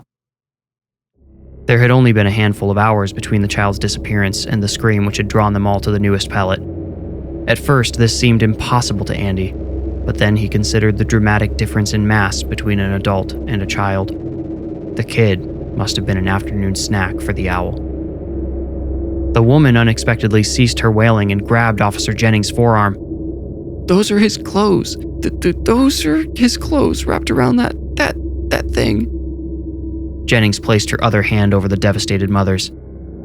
Andy wasn't surprised she had recognized her son's clothing unraveled and twisted around the pellet. Many of the threads were neon orange, probably from a summer camp t-shirt or perhaps Cross Tower's annual vacation Bible school program. It was a color impossible for nature to replicate, at least not in Indiana. "Wait, don't do that." Jennings' voice snapped Andy's focus to the men examining the new miniature pellet. The older of the two had taken out a knife and started cutting into the pellet. Andy joined Jennings' protest, darting forward to pull the man away, but it was too late. The fresh pellet split open as soon as the blade touched its warm surface.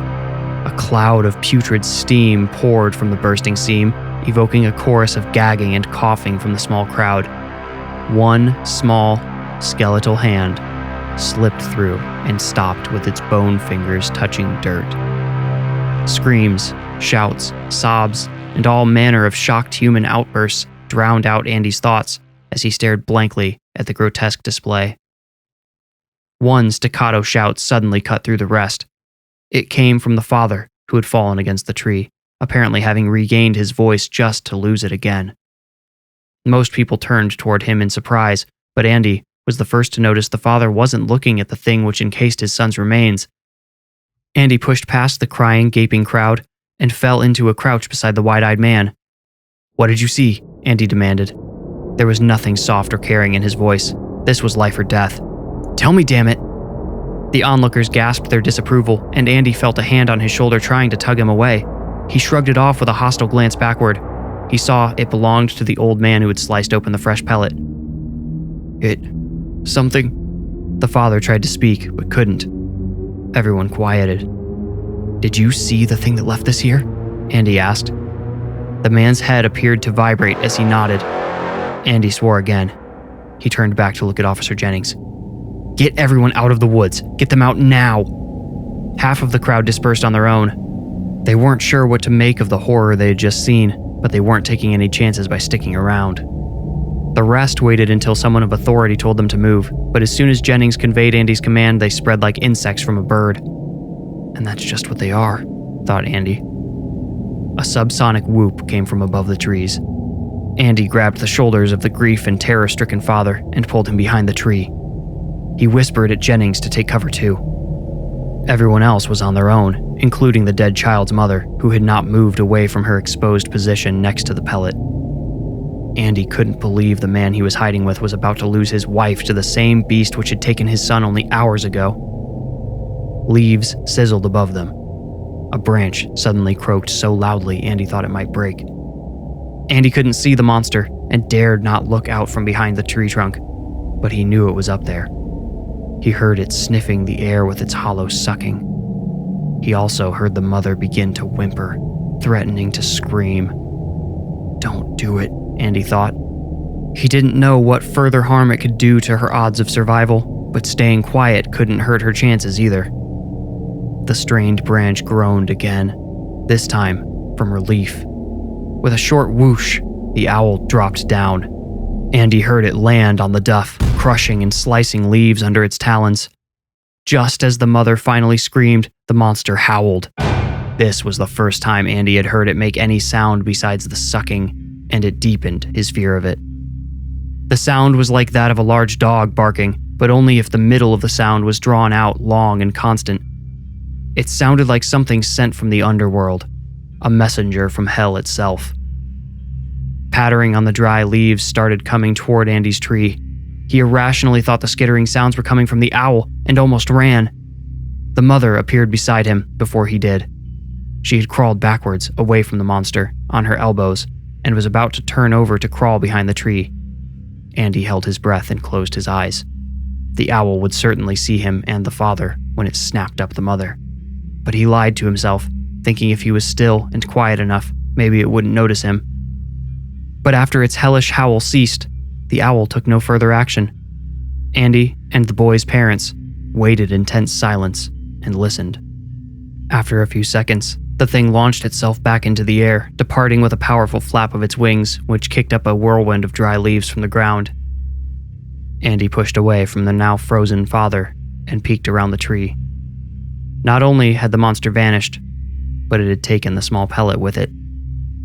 Perhaps there was another step to its process that they had not learned about yet.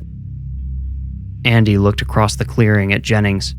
She met his eyes momentarily. He read worry and regret in them. Then she looked away. Andy shouted, "Everyone needs to know now. Someone has to tell them." But Jennings couldn't bring herself to look at him again.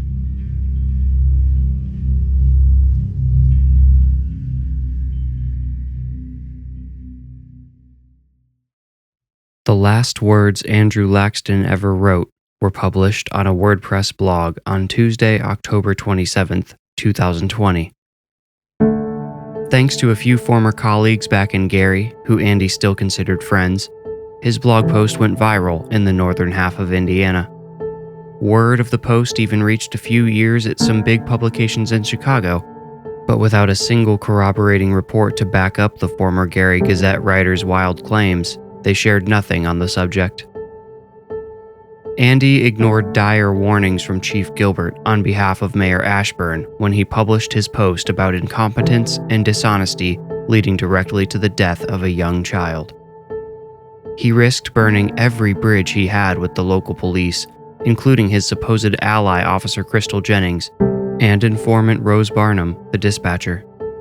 He did so with statements like, "Local authorities negligently withheld life-saving information and proof of impending danger from the public.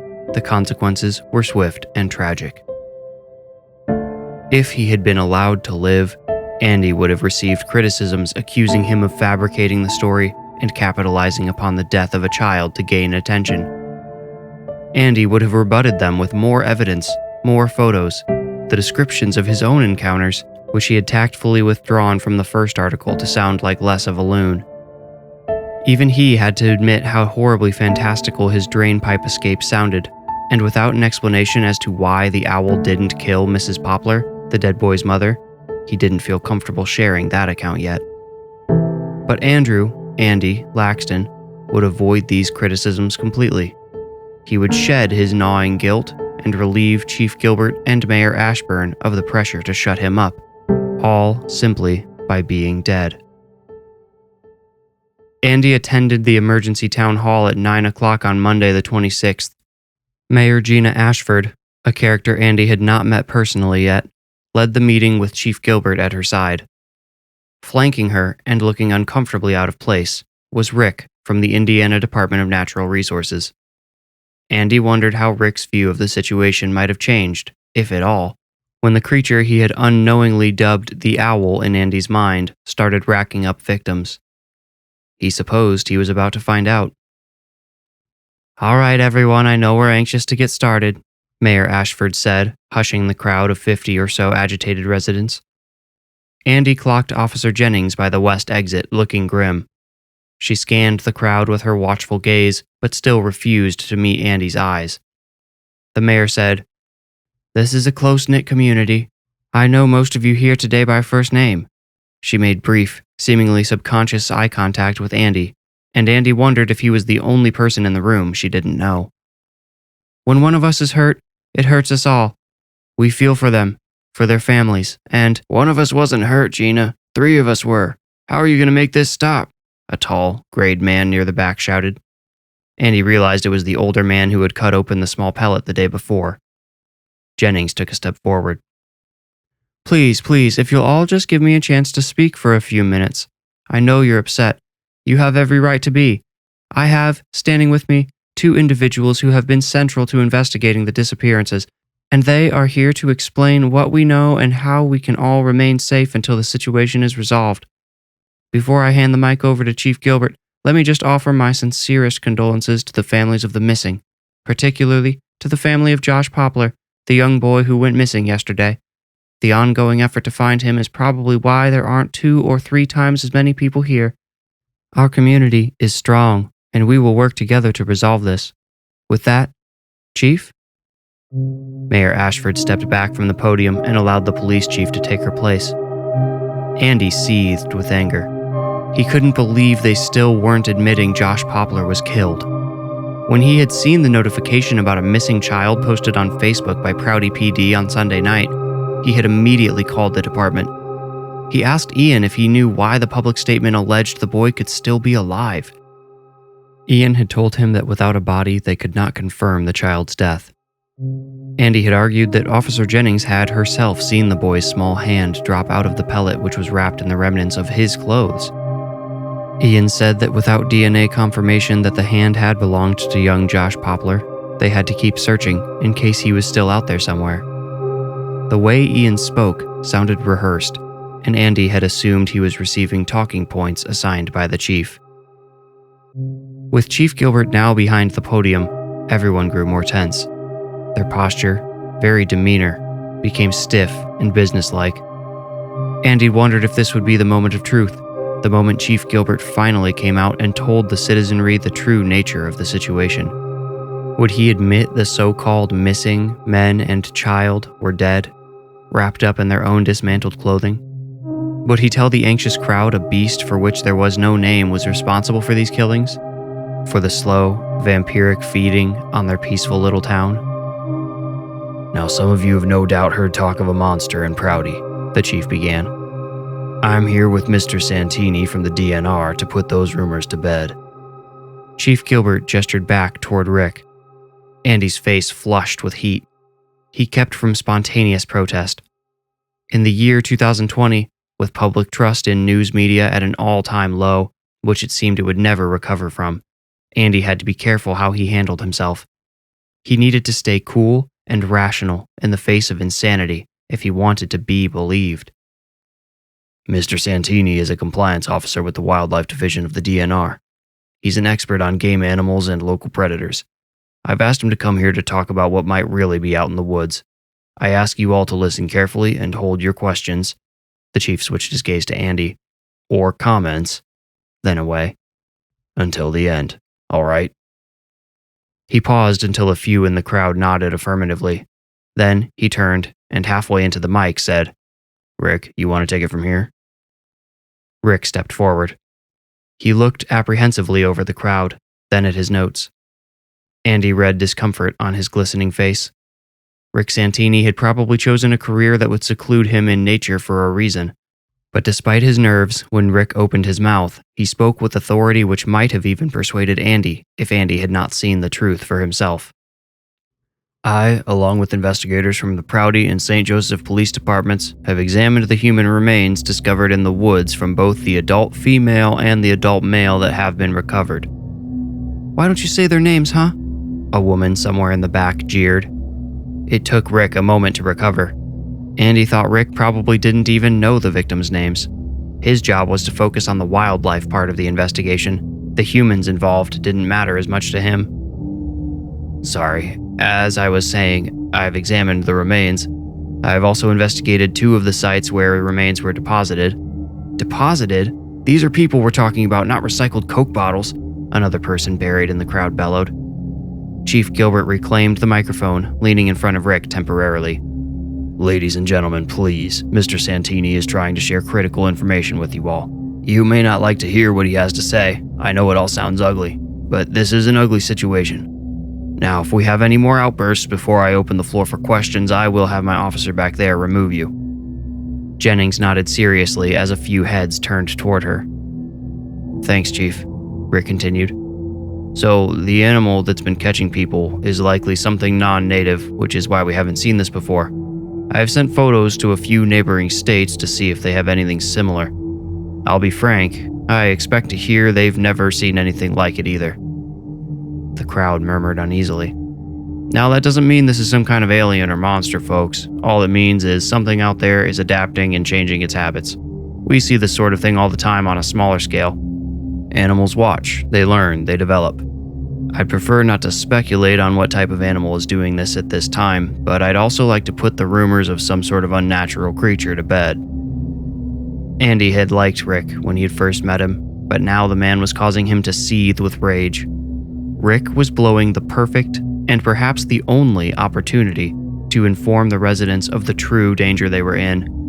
Would it kill him to describe the pellets? Unless they happened to be part of the small crowd who witnessed the small pellet yesterday, like the graying man who had first yelled out, no one in the audience even knew what exactly Rick and the police had been finding deposited in the woods. What would they think if they knew whatever was out there could swallow them whole? What infuriated Andy beyond anything else was how Rick must have known he was lying. He must have known they weren't dealing with some microevolution in the natural order. Whether the owl was from space, or from underground, or a mad scientist's lab, Andy didn't know or care, but it certainly wasn't the result of normal adaptation. Rick kept talking, but Andy found the so-called information he provided to be entirely unhelpful. The crowd ate it up, though. The crowd which had not seen the pellets or the skeletons within. The crowd which probably could not imagine the size of them. The crowd which would have laughed Andy out of the meeting hall if he had tried to describe the talons he had seen at the end of the drain pipe. He wondered if anyone else who had been at the horrendous scene yesterday would speak up. The chief and mayor seemed to be keeping tight wraps on the unfolding story. They didn't appear to want any outside help except for maybe from Rick, who was now helping them draft a version of events sanitized for public consumption. But if Andy could find anyone else who had been there, seen the pellet, and scattered when they heard the beast which had left it, maybe he could work with them to get the real story out. And maybe they could do it before anyone else got hurt. When Rick had finished, the chief took over and opened the floor for questions. "What can we do to stay safe?" asked one man Andy didn't think he had seen before. Chief Gilbert replied, "Go about your daily routines, but keep your eyes peeled. Travel in groups if you can. No walking alone staring down at your phone. Just be alert." "Are you taking any extra precautions?" a woman asked. "We'll maintain our usual patrols and investigate any and all sightings reported," the chief replied with a warm liar's grin. Andy stood. "Chief Gilbert, Mr. Laxton, if you're here to spout more conspiracy theories and monster nonsense, then I'm going to ask Officer Jennings to see you out," the chief warned. Andy held up one finger. "I'll only speak for a moment, then I'll leave on my own. I just want to remind everyone that this thing snatched a child in broad daylight yesterday. He was with friends who saw what took him. Where are those kids today? Are they—" "I'm sure they're out searching with their families," the chief said. A woman stood quickly, causing her folding metal chair to squeal on the floor. She raised the hand of the little boy sitting next to her and said, "Chief, my son was there and saw the monster. He's very sure it's not some normal animal, and I believe him." Chief Gilbert paled. He looked across the room at Jennings, who shrugged. "Let's hear what he has to say," a man with a booming voice shouted over the murmuring crowd. It was the same old man who had cut open the pellet again. Andy issued his agreement. "Folks, I'm sorry, but if this is going to devolve into useless garble about fictional creatures and get everyone all worked up, I'm shutting down the public comment portion of this meeting," the chief said. There was a mixture of jeers and applause from the small divided crowd. "Madam Mayor, do you have anything to add?" Mayor Ashford, who looked sick, shook her head. "Meeting adjourned." It was the town hall meeting which prompted Andy to write his expose calling out Prouty PD and other local authorities for covering up the danger. He finished it by Tuesday afternoon. When it was done, Andy posted the article and sent the link to his contacts in Gary, along with a plea for them to share it. He included photos of the first pellet in his emails. He received a few non-committal replies like, "Let me just give it a read first," and "I'll have to check with my editor before I share." Of course, after Andy was killed, the same people who answered his request this way were eager to share the story and garner all the attention which came with it. One journalist posted the article with the following caption: "Late journalist and good friend Andrew Laxton shared this article with me on the same day he was killed, apparently by the very creature he wrote about. Please share in honor of this man who died pursuing a story he cared about." There were a couple of good people who immediately agreed to share the story. One of his old friends had family in South Bend and told Andy he didn't want the situation spreading out there. He agreed to do whatever he could to help. It was mostly thanks to this old friend that the article began to spread locally. With his article finished and distributed, Andy went for a walk through town to clear his head and tried to generate some ideas about how to help the community. He walked past the house where a woman was surely mourning her missing husband, presuming him dead. As the sun kissed the treetops, Andy walked through the center of town to Crosstower Baptist, where a small boy had taken his dog for a walk with his friends for the last time. He meant to turn back so he could get inside before dark, but it was here that Andy found a small group of people huddled together on the lawn. There were 6 people in total. He wondered if this was one of the volunteer search parties out looking for the missing man and child. When Andy approached the group, someone noticed him and a round of murmurs rippled through them. Andy waved. He saw familiar faces he had no names for, and one that he did. Rose Barnum, the dispatcher/librarian. She gestured for him to join them. "What's this?" Andy asked, as the graying man who had cut open the pellet stepped aside to let him join the circle. "We're just discussing what's really going on here," Rose explained. Her usual lighthearted tone was notably absent. To the group at large, she said, "Andy survived an attack from the monster the same day poor Josh Poplar was taken. He's a journalist, and he's been dipping into this more than anyone, including the police." "Did Ian tell you about my attack?" Andy asked Rose. "No, Crystal did," Rose replied. "She's as concerned about all of this as you are. She doesn't want to be shut out, so she toes the chief's line. It's killing her, though. I can tell." "I just don't understand why Gilbert and Ashburn are trying to hide the truth," someone said. Andy turned to her and realized he vaguely recognized her. She was the woman whose house he had walked by only a few minutes before and had guessed was inside grieving. He had learned her name was Heather Trout, wife to Reggie Trout, and of course, she wasn't just sitting around. She was out here trying to do something to bring her husband home. "Oh, I can tell you why," Rose said. "A simple explanation means a simple solution. If the chief or the mayor admit that something unheard of, something crazy is going on here, they'll have to team up with other agencies, bring in more researchers, issue a curfew, and post enough officers to enforce it. It would be a whole logistical nightmare that they just don't want to deal with." "So, they're just lazy?" a man Andy was shocked to see asked. It was the man with whom he had hid behind a tree the day before, the dead boy's father. Rose nodded. "Lazy, afraid, worried, and also worried what people will do if the truth gets out. They would never admit it, but they're afraid of the people who live here. Our department is small, and if things get out of hand, there's almost nothing they can do to calm them back down." "Well, I guess I found the right group to tell this to," Andy said. "I've just published an article telling the truth about everything. If you all share it, maybe it'll get around to some of the folks who've bought the official lie." Someone shushed him. The sound of beating wings told the rest of the group why. It only came once. With no one speaking, they realized how loudly the tree's dry yellow leaves were rustling. With horror, Andy realized the sun was halfway below the tree line now. The group's bodies cast long shadows across the lawn of Crosstower Baptist. "It's out hunting," he said. "We should get under cover." "Like mice hiding from an owl," Rose said absently. Andy gave her a curious look, prompting her to ask, "What?" "Nothing. It's just that DNR guy, Rick, compared this thing to an owl too. I've been calling it the owl in my head ever since." "Well, That's as good a name as any, I think, Rose said. The quiet breeze evaporated, and the trees went still and silent. Somehow this stillness disturbed them all more than the distant wings. It opened up the world, in a way. Zoomed everything out to make them all seem so much smaller. Some of the group got into cars, others walked briskly back to their homes. If you follow me back home, I can drive you to your place, Rose offered to Andy, but Andy refused. He already felt enough guilt for having evaded the owl the day Josh Poplar was taken. He couldn't bear to put sweet Rose at risk for his own sake. Instead, he hurried home on foot. He ran past the gaps between homes which looked out into the woods, but otherwise moved carefully and quietly. Occasionally, a distant branch would groan, or a whisper amongst the leaves would grow to a thunderous, macabre applause. Andy felt as if it wasn't a creature within the woods which might be hunting him, but rather the entire forest itself. One ravenous macro-organism intent on reclaiming the earth, one man, woman, or child at a time. He got home safely. After locking the front door, he went to the back deck.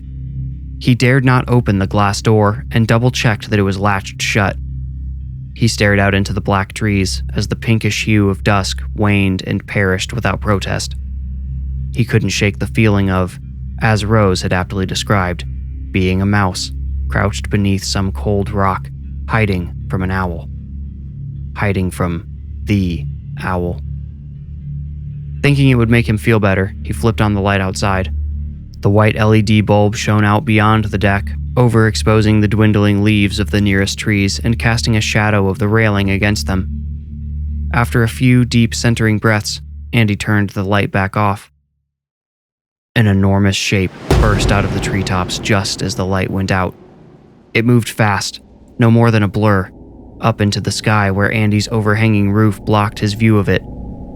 He took 2 steps back and watched, waiting to see where the shadow would come back down. Was there someone out there? Had the owl selected some unsuspecting victim? Perhaps a neighbor who had opened the door to let a pet outside. A sudden, immense impact shattered the glass door inward. At the same time, Andy was sent flying across the room by the unstoppable force which had entered his home. He hadn't seen the creature descend. It had swooped down from above the house, letting the roof hide it from view until the last second. Whether it knew the door stood between it and its prey was immaterial. The glass may as well have been a paper curtain against the owl's power. Andy crawled behind his couch, which the beast carelessly flicked aside with one of its wings, which also functioned as its arms. It was too tall to stand upright, but it moved agilely within the tight space nonetheless. One of its wing arms reached out, clawing for Andy's flesh with a 3-fingered hand. The stairs were right behind him. He rolled down them painfully. He barely looked up before the monster was reaching for him again. He just couldn't get away from it. One 3-fingered claw tore his shirt and scratched his torso from just above his left nipple down to his hip. He kicked at the wing before it cut any further. Andy crawled into his narrow downstairs hallway, then stood and ran to his office in the furthest corner. He couldn't imagine the towering, muscle-bound monster fitting through the doorway, but the monster was beyond imagination. Through the closed office door, Andy heard the owl slithering through the hallway. Its tough skin rubbed against the walls like sandpaper, sliding towards the door. Andy pulled up the blinds on the single window in his office. He struggled with the warped window's lock, which caught halfway open. It always did. You had to press down on the top of the window with one hand while turning the latch. Andy normally did this out of habit, but in his panicked rush to escape, as his blood soaked his ripped shirt, he had forgotten. Shutting the door had been a waste of time.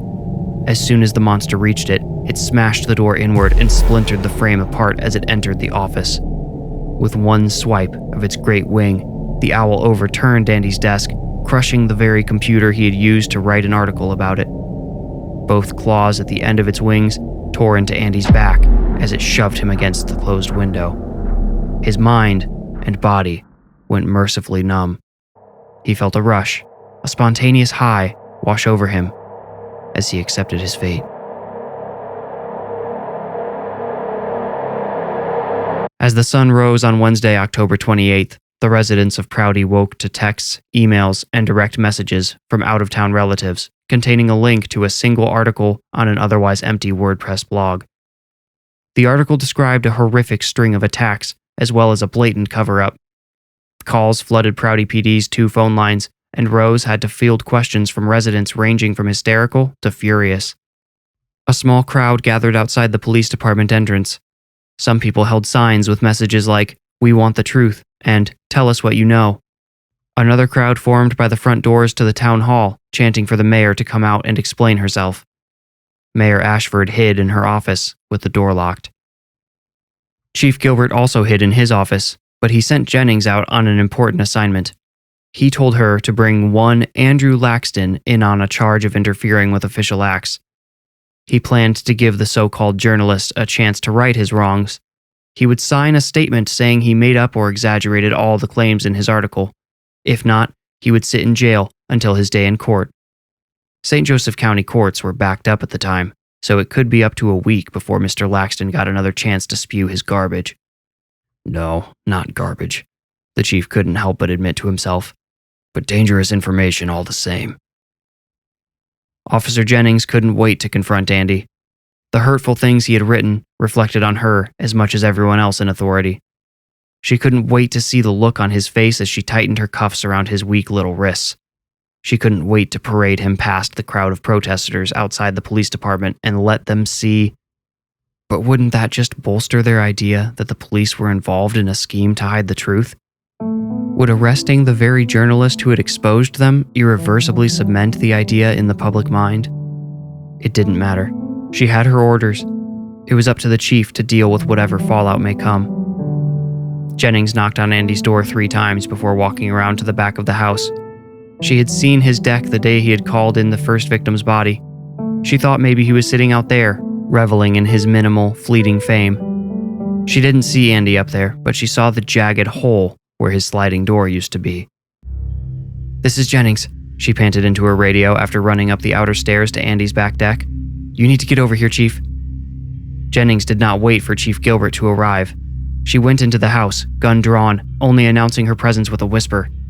Her boots crunched broken glass as she walked across the chaotic living room. It looked like a tornado had swept through the house.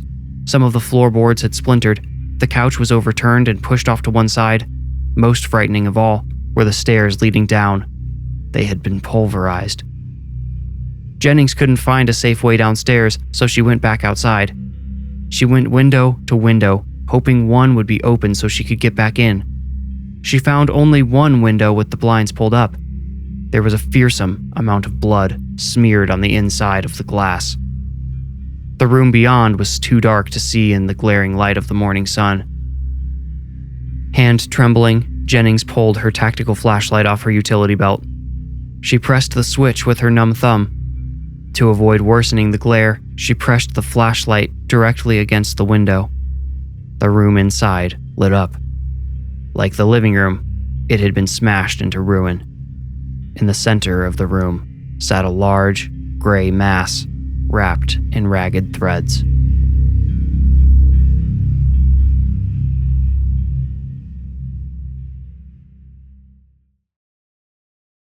On Friday, October 30th, Prouty residents all got an email as well as a printout taped to their doors.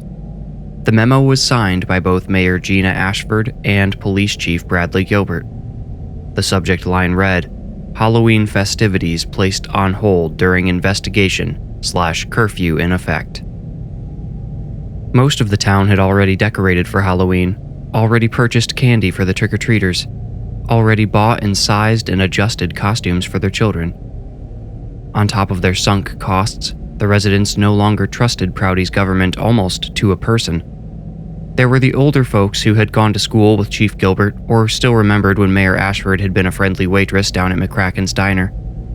Those folks still trusted the people in charge because they couldn't dream of doing otherwise. But those folks were growing rare, and the sudden, inexplicable death of the journalist, the outspoken man who had tried to warn them, first at the picnic and later with a full article detailing the cover-up, had dealt a crippling blow to their numbers. Word had traveled quickly of Andy Laxton's fatal attack. His neighbors on either side could see the damage to his deck and glass door from their homes. On Wednesday, when she had found him, Officer Jennings had had to tape off Andy's yard to keep onlookers from gathering too close. but she couldn't keep them out of the neighbors' yards. On either side of Andy's property, 20 or 30 people gathered, watching and taking pictures of the broken house, speculating about who or what could have smashed the door. None of them knew for a fact that Andy was dead, until a couple of paramedics from the nearest hospital wheeled out a gurney with a black tarp over it. What no one in the crowd of onlookers could understand was why the tarp bulged so much. It didn't look like a man's body was under there, as much as maybe a moose's. But that was Wednesday, and this was Friday, and people, at least those without children, had essentially forgotten the danger and only remembered they were being lied to. This was really all anyone could agree on. They knew the government line had been set to mislead them, but the public consensus about what was really happening was split. Many believed the late Mr. Laxton's claims about a winged monster stalking the woods outside of town. These included the people who had seen the pellet containing little Josh Poplar's skeletal remains. The monster side believed the police and DNR were lying because they didn't want to look like idiots. This group figured admitting something strange and unknown was really out there would make the authorities look less capable and credible, so they lied about what it might be. The other side, the killer side, believed all of the monster and wild animal talk was a distraction from a serial killer investigation.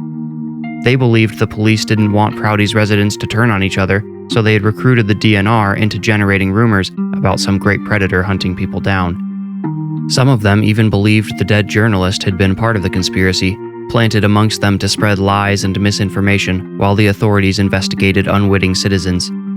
Most in this subset of belief also believed Andy Laxton was still alive somewhere. All of this is to say, when the email canceling all Halloween activities went out, it was scoffed at, laughed at, torn up, thrown out, and deleted. A few plucky residents sent snarky replies to the mayor and chief with varying degrees of profanity. You may think the logical reaction from the monster side would be to keep their children home, but their true reaction was baffling. Many intended to send their kids out.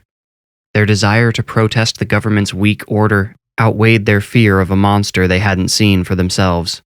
Still, other parents on the monster side, the killer side, and undecided did not want to send their children out into the night to trick-or-treat.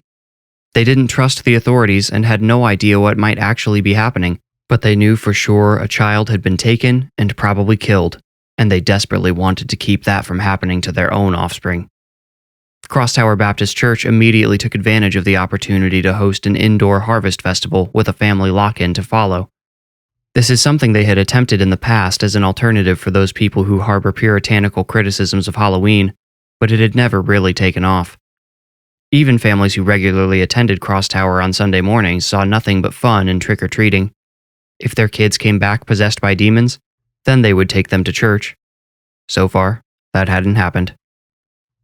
But the last-minute ramshackle 2020 Harvest Festival was set to be a success thanks to the fear percolating through town. Flyers made from a Microsoft Word template and printed on standard printer paper, probably in Pastor Gabe's home office, were distributed. They advertised a fun-filled, safe night of games, music, sweets, and worship.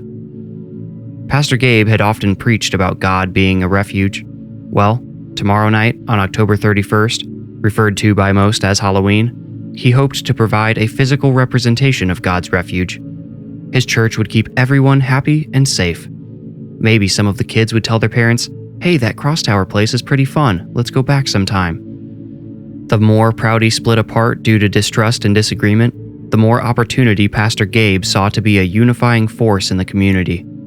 Perhaps the church could be the center of Prouty again. Nobody died on Friday, October 30th. No one was reported missing on Saturday morning. The strange, exclusively human idea of, "it won't happen to me," overrode everyone's cortexes as they put the final touches on their Halloween decor. Officer Jennings rode slowly through town with her windows down that afternoon. Anytime she saw someone out in their yard nailing a splattered witch to a tree or hanging paper ghosts from the porch, she got on the megaphone and said, "All Halloween activities are canceled. A 7 p.m. curfew will be in effect tonight by order of the mayor's office." Some people laughed at her. Others raised rude gestures in her direction. Tonight might be a massacre, Crystal Jennings muttered to herself as a rowdy child popped a wheelie on his bike while crossing in front of her cruiser. And oh, how right she would turn out to be. Pastor Gabe was pinning the corner of a large banner when he heard the church's auditorium doors squeal open. The banner had just been dropped off by a member of the Friday morning men's group who happened to own a print shop in South Bend. It wasn't fancy, just a white banner with the words Cross Tower Harvest Festival printed in bold, red capital letters, but Pastor Gabe graciously accepted the gift. He thought the banner gave some authenticity to the event. It made it appear pre-planned rather than like some cobbled distraction. Mr. Pastor Gabe. Gabe recognized Rose Barnum's voice. It was she who had entered the otherwise empty auditorium. Are you setting all of this up on your own? Rose asked. Ha! He laughed joyously, sounding warm and friendly. No, others will be along in time. Most of them are home cooking and baking the food for tonight. You'll all be happy I opted to hang the banner instead. Doesn't it look good? A little crooked, actually. Sorry, Pastor. Don't want to be dishonest in the Lord's house. Pastor Gabe looked across at the other end of the banner and pursed his lips as he determined Rose was correct. He laughed and pulled out the pin he had used to secure the banner to the wall. Sharp as a tack, Rose. I suppose that's what makes you a great... Wait a minute. Shouldn't you be down at the station? Surely the chief wouldn't trust anyone else on the phones right now. It's Saturday. I'm off, Rose said with a shrug. I would normally be at the library, but I told Rebecca I'm feeling sick so she would find someone else to fill in. So you're only honest when you're in the Lord's house? Pastor Gabe winked at her over his shoulder as he readjusted the banner. Oh, no, Pastor, I didn't lie. I do feel sick. Sick to my stomach. Rose began to cry. Slowly at first, but more with each word. I feel like I've been part of something terrible. I feel like... You know that journalist who died, Andy? I knew him. He came to me last weekend at the library and said a lot of stuff that he published later on. Not directly, but he implied it. I gave him a few extra details, but look what good it's done. The whole town feels like it might implode. Neighbors are arguing with each other. Parents are fighting over whether their children should be let outside. Rose, Pastor Gabe crooned as he descended the ladder. None of this is your fault. It's just the added stress from the disappearances heaping on top of the pandemic. You know everyone's having a hard time. It's been a rough year, and that's putting it lightly. No, you don't understand, Rose said, nearly sobbing now. It's true. It's all true. Everything Andy put in that article. I know because I took the calls when those people went missing and when they were found again. I know because I listened at the chief's door when he was on the phone sometimes. I listened when the mayor came in for a meeting and the two of them decided canceling Halloween and putting a curfew in place would be better than telling the truth. Those were almost their exact words.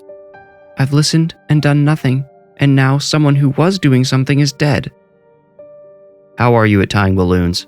Pastor Gabe asked. Rose looked surprised. I'm sorry? Well, see, you obviously want to help this community. I admire that, and I want to help too. That's what this is all about. He waved up at the banner, which was still slightly crooked. I planned this event because I know it's going to keep people, especially vulnerable kids, inside instead of out trick-or-treating. Those parents who are fighting each other can bring their kids here rather than keeping them in all night. So if you want to help me keep those kids safe, I could really use some help blowing up balloons. No, Rose said bluntly. All the guilt-ridden sadness was gone from her voice. Her tone bordered on anger. I'm sorry, but no. You need to call this off. You need to comply with the mayor's ban on all Halloween activities. Her motivation is wrong, but it's still the right idea. But Rose, you know the mayor can't keep all those kids off the street. Your chief can't either. No, but I also know people are going to walk or ride or drive over here, have a good time, then make their way home well after dark. A lot of people. And what are you going to do when you wake up tomorrow and hear that someone else has been killed? Someone you recognize from the cakewalk, maybe, Pastor Gabe busied himself with folding up the ladder. He couldn't look at Rose. She was right, but so was he. He had thought of everything she had said already. He understood the risks, but it wouldn't be him making the choice for each and every family who came to the festival. It was why he was opening the sanctuary for a lock-in afterwards. People didn't have to leave if they didn't want to. They would have to make that call and calculate the risks for themselves. His goal was simply to provide refuge for those who wanted it.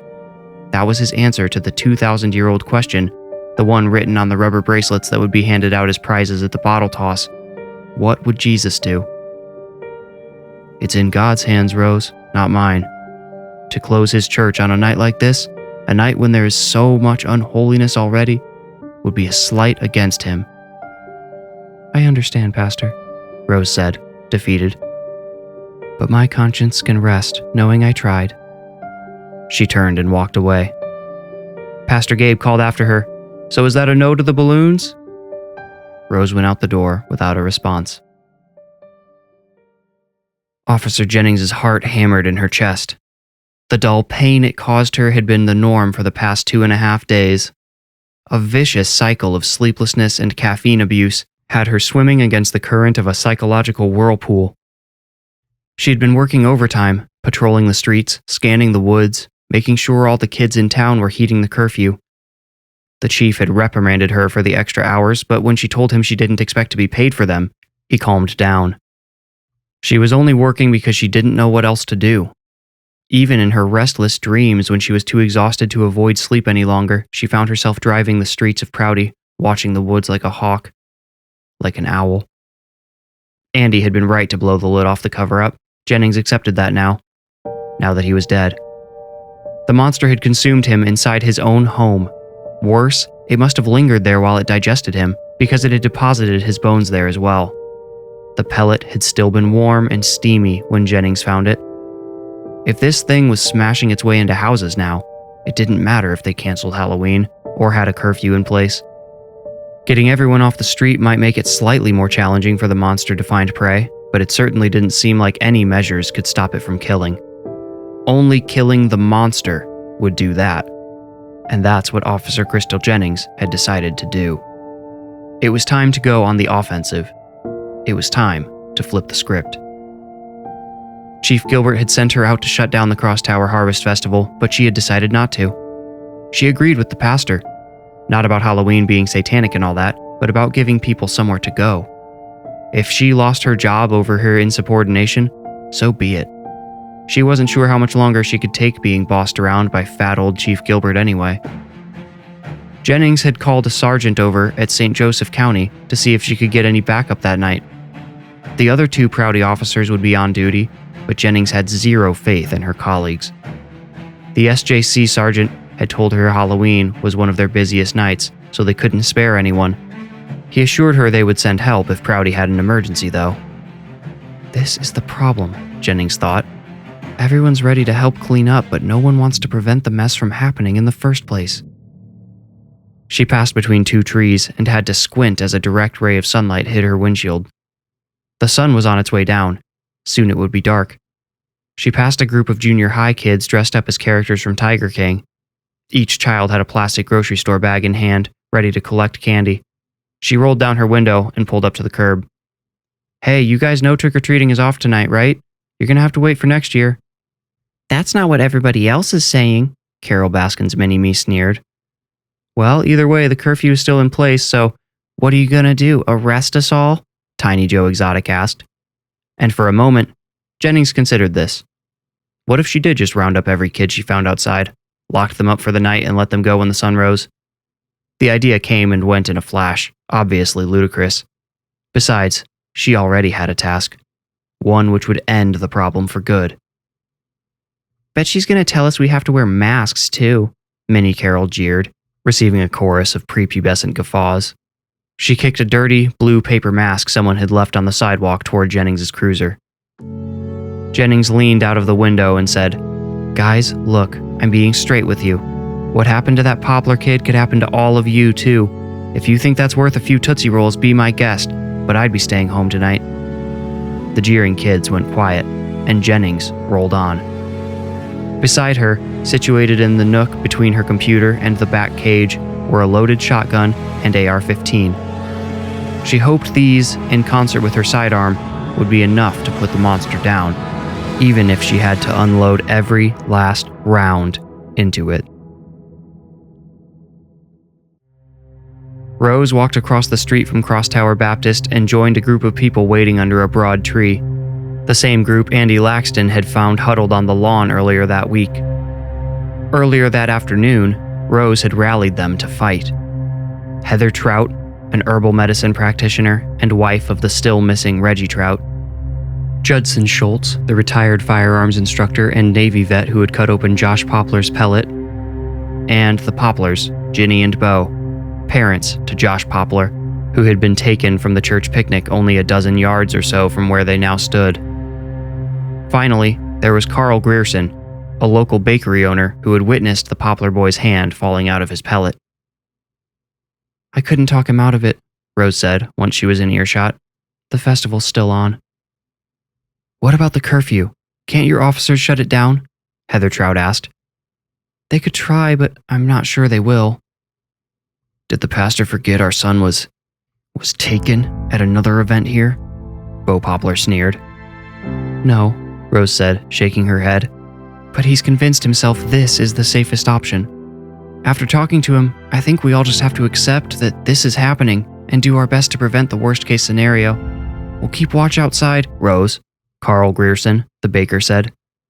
He was focused on something behind her. "Hold on, Carl, let me explain the whole plan and then we can debate the finer points." Asphalt crunched behind her, and Rose turned. She saw what Carl had tried to warn her about. A Prouty PD cruiser rolled up slowly. The glare from its headlights washed out the windshield and made it impossible to tell who was inside. Rose held a hand above her eyes and squinted. "You all here to help with the festival?" The voice behind the glare belonged to Officer Jennings. The cruiser rolled a little closer, and Rose could see Crystal through the open window. "We're just doing our part to keep this town safe, ma'am," Judson Schultz belted. The firm tone he had perfected in the Navy waned slightly on ma'am, as if he wasn't quite sure it was the proper way to address the young officer. Jennings parked and got out. She approached the group slowly, looking each one of them up and down. She nodded to no one in particular and asked the whole group, "How many of you are armed?" Everyone looked uneasy. Some shared glances with each other, while others shifted their hips slightly away from the cop. "Come on, I'm not out here checking permits," Jennings sighed. Judson slowly raised his hand. Then Heather, Carl, and Ginny Poplar raised theirs. "Rose?" Jennings asked. Rose nodded. "And what about you?" she asked Bo Poplar, who had not yet responded. "We only have one gun, so I let Ginny take it," Bo said. "She's a better shot than me anyway." "Should have said something sooner," Carl, the baker, beamed. As if forgetting the police officer standing right beside him, he raised his long sweatshirt, revealing twin Glocks, one on either hip. He removed the one on his right and passed it to Bo. Unless you object," Carl said to Officer Jennings. "No, not tonight. Tonight all that matters is keeping everyone alive." "So, you're on our side?" Rose asked hopefully. "There's only supposed to be one side," Jennings answered. "I should have listened." She sighed again. "I should have listened to Andy." Rose put a hand on her shoulder. "So should I," she said. "But we're doing the right thing now." Jennings nodded, then asked, "What's your plan?" Rick Santini from the DNR had been alone in the basement of the Prouty Police Department for too long. He had a hair-raising case of the creeps. 3 enormous objects, which he still thought of as pellets, lined the long hallway that led to the supply room. The skeletons within them had long been removed, but their owners' hairs and clothing fibers were still wrapped around and weaved into the pellets, making it impossible to ignore what they were. Rick had returned to the basement to collect another set of samples from the gray molding material. The lab results on the first set he had collected had come back inconclusive, although the technician who provided them said the stuff was very similar to what paper wasps built their homes out of. He could have waited until Monday when he was on the clock, but Rick wanted to see what Prouty was doing for Halloween. He wondered how many people would follow the guidelines, because it didn't seem like many of them would. Maybe that article from the dead journalist would keep a few who would have otherwise gone out home, but not everyone. A wormy-looking thing hung out from the smallest pellet, which still spread wider than Rick's arm span. He kicked at the wormy thing absently, expecting it to crumble, but the dangling thing remained whole. It flaked a little, Some of the pieces floated away like ash, but overall, it stayed whole. Rick hadn't noticed anything like this wormy thing when he had examined the first 2 pellets. He had not yet investigated the third, most fresh one, nor had he intended to. Having spoken to the man who was found inside it less than 2 weeks ago, Rick couldn't bring himself to get too close at first. Now, before he could talk himself out of it, he lifted the artificial mouth cut into the pellet and looked inside. He followed the gray tube thing up into the inner layer of the pellet and saw it connected there, opening up like a trachea colliding with an inverted lung. From there, it branched out into a spidery membrane which faded into the texture of the other gray material inside. Membrane. That was a word Rick had not until now associated with the pellets. Owl pellets did not have membranes. They were waste products, regurgitations of undigestible material. But a membrane, that was something meant to protect whatever was inside it. Why would the creature have any reason to protect the desiccated remains of its prey? A heinous idea struck Rick. He let the semi-fresh pellet close and crawled to the next one over. He pried this one, the first pellet discovered, open. It split apart with some effort, cracking and flaking as Rick reopened the dried-out gash. It had lost most of its pliability. Rick slipped his knee into the gash to hold it open, while he fished his phone from his back pocket and then used it to light up the pellet's interior. He scanned the inside of the larger pellet, and slowly, his heart steadied. This pellet did not appear to have the same membranous patterns anywhere inside. Rick slid his knee out. Just before the pellet snapped closed, he saw it. A violent shiver rocked his shoulders as he pried the crack open again. This time he held it open by sheer will and shone the light directly down next to where his knee had been before. And there it was. Almost nothing remained of the wormy, tube-like thing in this pellet, but a strange nub protruded from its inner wall, and it was surrounded by the same spidery pattern he had observed in the fresh one. Rick ran up the police department stairs and into the lobby where Ian sat at the dispatcher's desk. "Is the chief in? I need to talk to him now," he practically shouted as he approached Ian's desk. Ian removed his headset and shook his head. "Sorry, chief doesn't work weekends." Rick swore, then said, "That's all right, I have his number." "I wouldn't bother him unless it's an emergency," Ian said with an air of foreboding. "Oh, it's an emergency, all right," Rick said. He was already running to the back door and opening his phone. For all intensive purposes, the sun had set. It was beyond the horizon and now only cast a faint aura of orange light against the ocean gray sky above. The light evening breeze Rick had left when he went inside had become a chilling wind. The treetops rattled and whispered, hiding secrets. As he walked across the parking lot, Rick called Chief Gilbert. The chief didn't answer. Rick left a hurried message, briefly explaining his new theory and the evidence backing it. He ended the message with, "You need to call the medical examiner and find out if the skeletons still had their marrow inside. Then call me back ASAP." He hung up. Rick fired up his truck. The radio came on, but he punched it off and rolled down his windows. He wanted all of his senses committed to observing his surroundings until Prouty was a speck in the rearview. If his theory was correct, Prouty was a very deadly place to be right now. Far more so than anyone already knew. He slowed at the last stop sign at the edge of town. He didn't stop. He didn't dare to. But his engine quieted enough for him to hear a low, whooshing sound. A deep crack, like the echo of distant thunder, came through his open window. Rick slammed the pedal to the floor. His truck lurched forward and he rocketed down the street. He only made it 1 block before something dark consumed his view of the road. Before he even registered the enormous thing plunging toward him, its talons smashed through the glass. Rick screamed, releasing the steering wheel as he slammed the brakes and shoved himself back into his seat. The claws flexed, missed him, and retracted as the truck flipped onto its side. Naked pavement threatened to grind Rick's shoulder through his open window while the truck slid 15 feet. Then, for a dishonest moment, all was quiet. Rick wishfully thought the worst might be over. The cab crunched inward. Tipped on its side, the truck had no shocks to absorb the impact.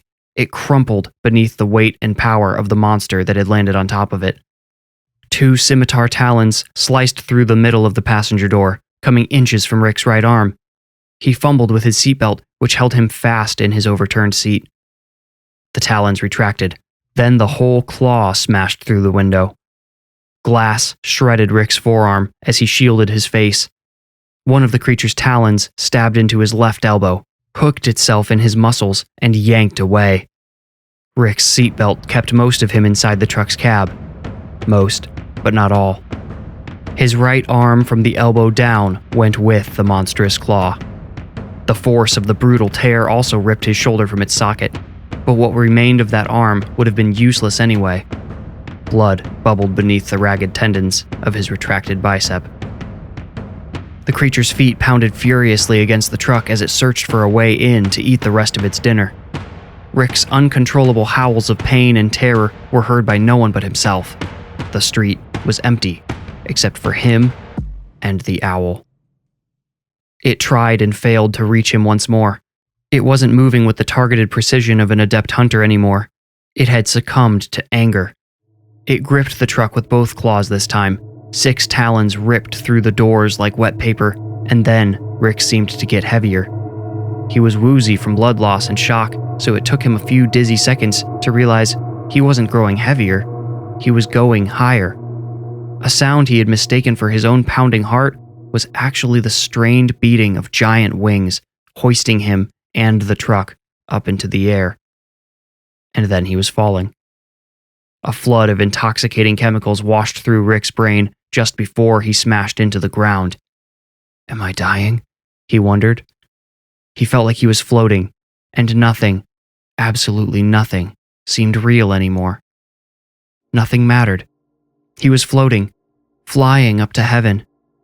He had died, and the swirly feeling in his head was just his soul separating from his flesh, saying a final goodbye to the sensations of the material world. But then he was falling again, fast and rapid, and for a split second everything was so abominably real again that Rick screamed a primal scream which rose from his very bowels rather than his lungs. When the truck crashed into the pavement, the second time, Rick Santini finally died. Afterwards, he felt nothing.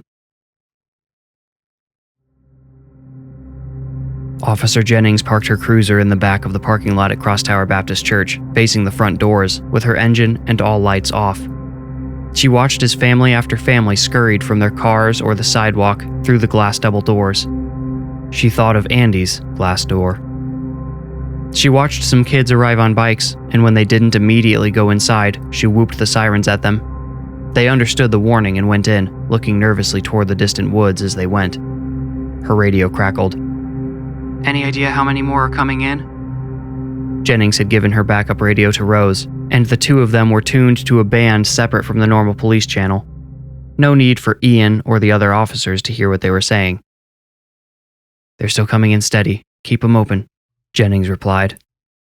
When people stopped showing up, or if she saw any sign of danger, Jennings was supposed to radio Rose so she and her team inside could lock all of the doors. Pastor Gabe was unaware of this plan. The others in the group were going to personally prevent him or anyone else from interfering once the doors were locked. He was going to lock the church down later anyway, right? They would simply be adjusting the schedule. Jennings had told the group they should show their guns if necessary, but not use them. She didn't want these vigilantes causing harm when they were supposed to be preventing it. Jennings hoped all of the pre-lockdown activity would draw the monster out of the woods. Then, with everyone locked safely inside, she would execute her part of the plan. Hers involved much less coordination and strategy than the rest. It involved firearms and bullets mostly. Lots of bullets. When the monster showed up looking for all the people who had gathered at Crosstower, it would find only one person waiting for it in the parking lot, and she would be ready. The bell in the church tower tolled 6 times. 1 hour until curfew officially started. 1 hour until the official lockdown began. Jennings was getting nervous. Soon, parents and children not staying overnight would be back on the road heading home. At that point, there was nothing she nor the group of brave volunteers would be able to do to protect them. They would dilute Jennings' ability to predict when the monster would strike. Fortunately, 10 minutes passed with no sign anyone else was coming. Jennings clicked the radio. "Lock it down." Rose replied immediately. 10-4. Right on cue, Jennings' cell phone rang. It was the chief. Before answering, Jennings wondered how the chief could possibly have learned what was happening so quickly. She had a speech prepared for him, but she would never have a chance to give it. Barely giving Jennings time to put the phone to her ear, the chief spouted, "Rick was wrong.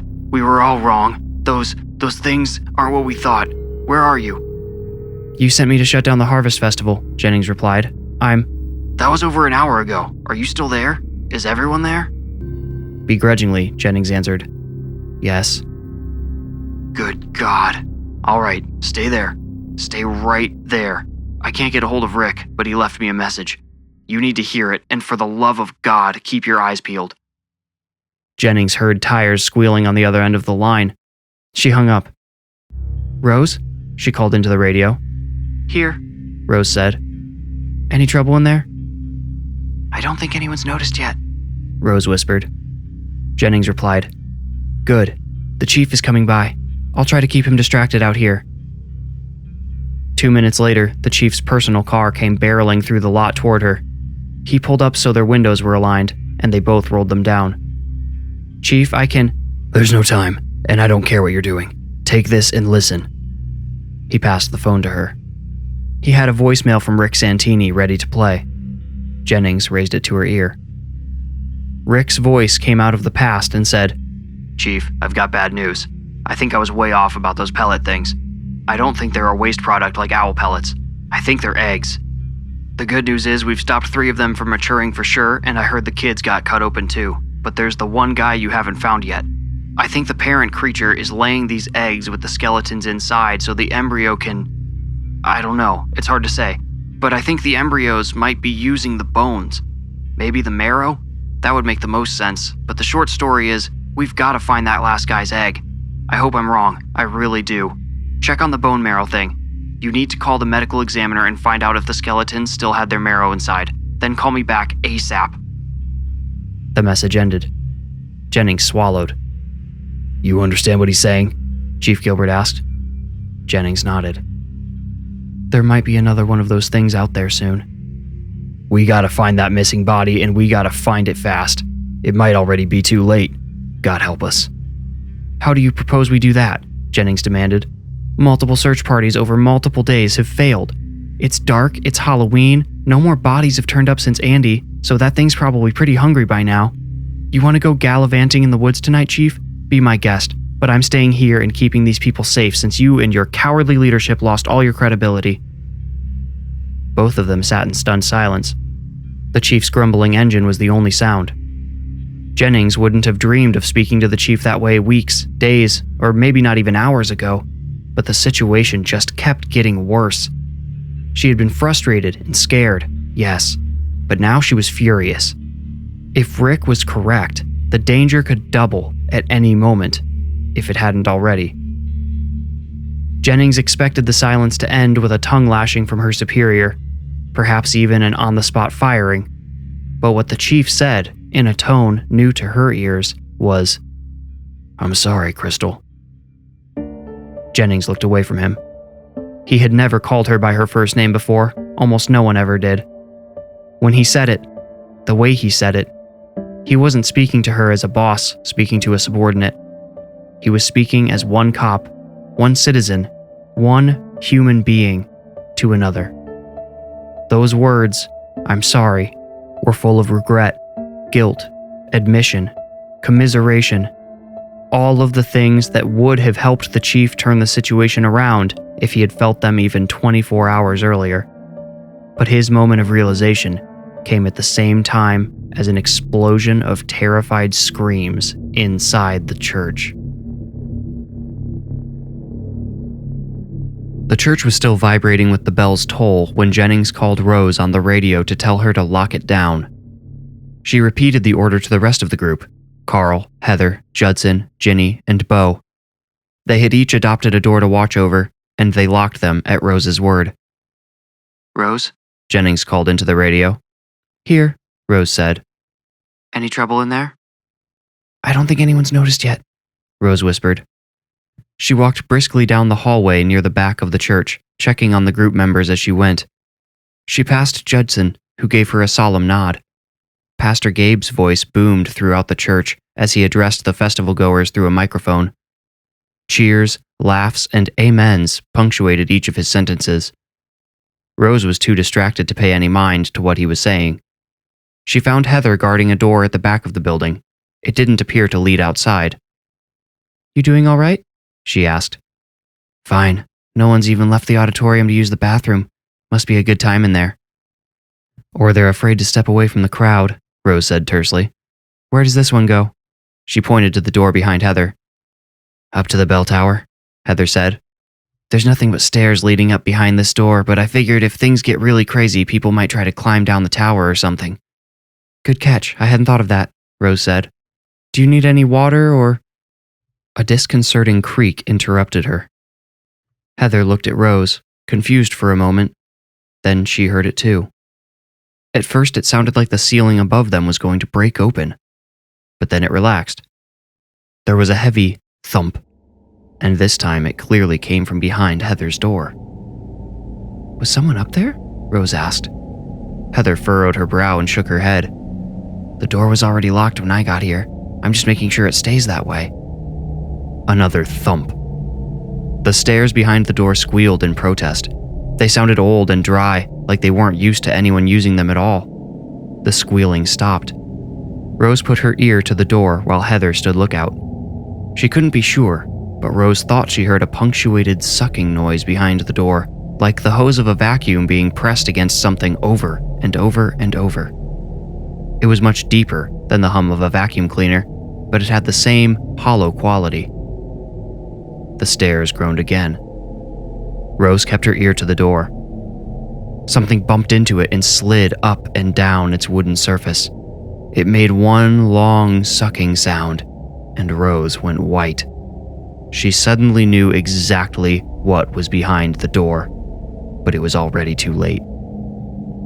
One great blow from the creature smashed the wooden door down. It fell on top of Rose, and she felt the creature land on top of it, pinning her hard against the level loop carpet. She had lost her breath when she went down, and now she couldn't draw air under the crushing weight. Heather screamed, but her cry was cut short by a slicing blow from one of the thing's winged claws. Rose couldn't see much from beneath the door, just Heather's legs, which buckled and fought to stay upright as blood began trickling down them. Heather made a gurgling sound, then tipped over. She landed right beside Rose, their faces only inches apart. Heather didn't have much of a face left, and her throat had been torn out. The monster launched itself from the door. Its force nearly crushed Rose's ribcage, but then she was relieved of its weight. It sped down the hall, half running, half flying. Rose tried pushing the door off, but she could barely move it.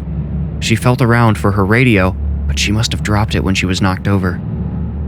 The normally stoic Judson Schultz screamed next. The abrupt silence which followed informed Rose of his fate. Carl the baker's mangled body slammed into the corner where the hall took a 45-degree angle. He left a bloody crater in the drywall. The mixed cries of Ginny and Beau, afraid for each other as much as for themselves, but ready to die avenging their son, lasted longer than any others. As Rose worked her way out from under the door, she listened to their valiant battle. Suddenly, Beau Poplar issued a stilted howl, and Ginny wailed in disharmony. Beau went silent, and Ginny only wailed a second longer.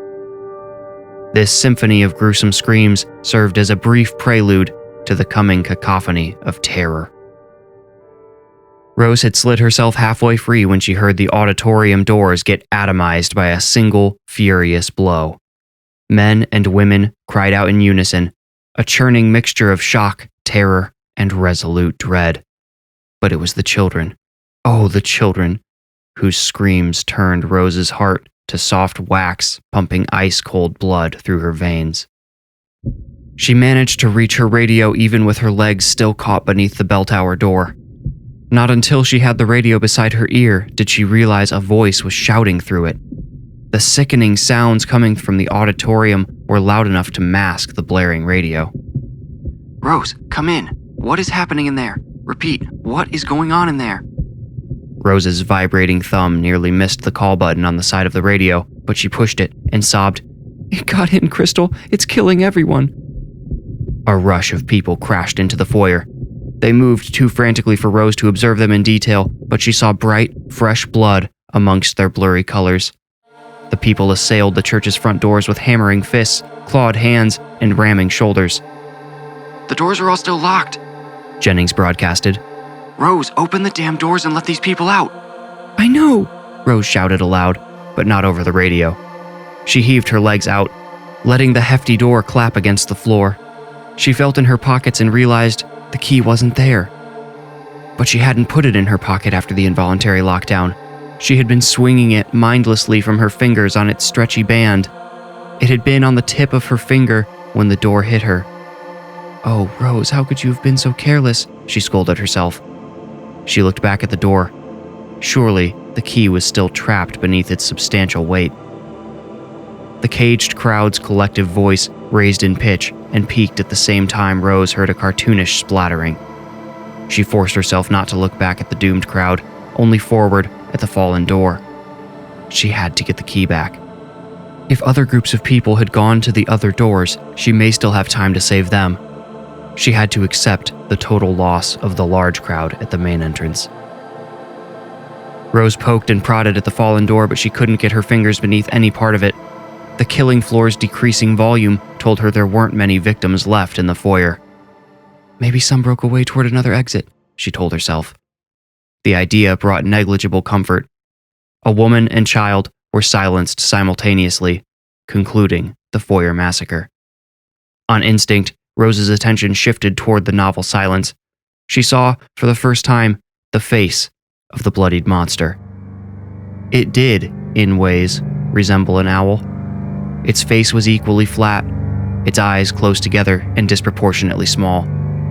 Its gore-stained skin looked waxy and impermanent, like that of a human newborn before it is washed. Its beady eyes were trained down the hall, directly on Rose. She went the only way available to her, up to the belfry.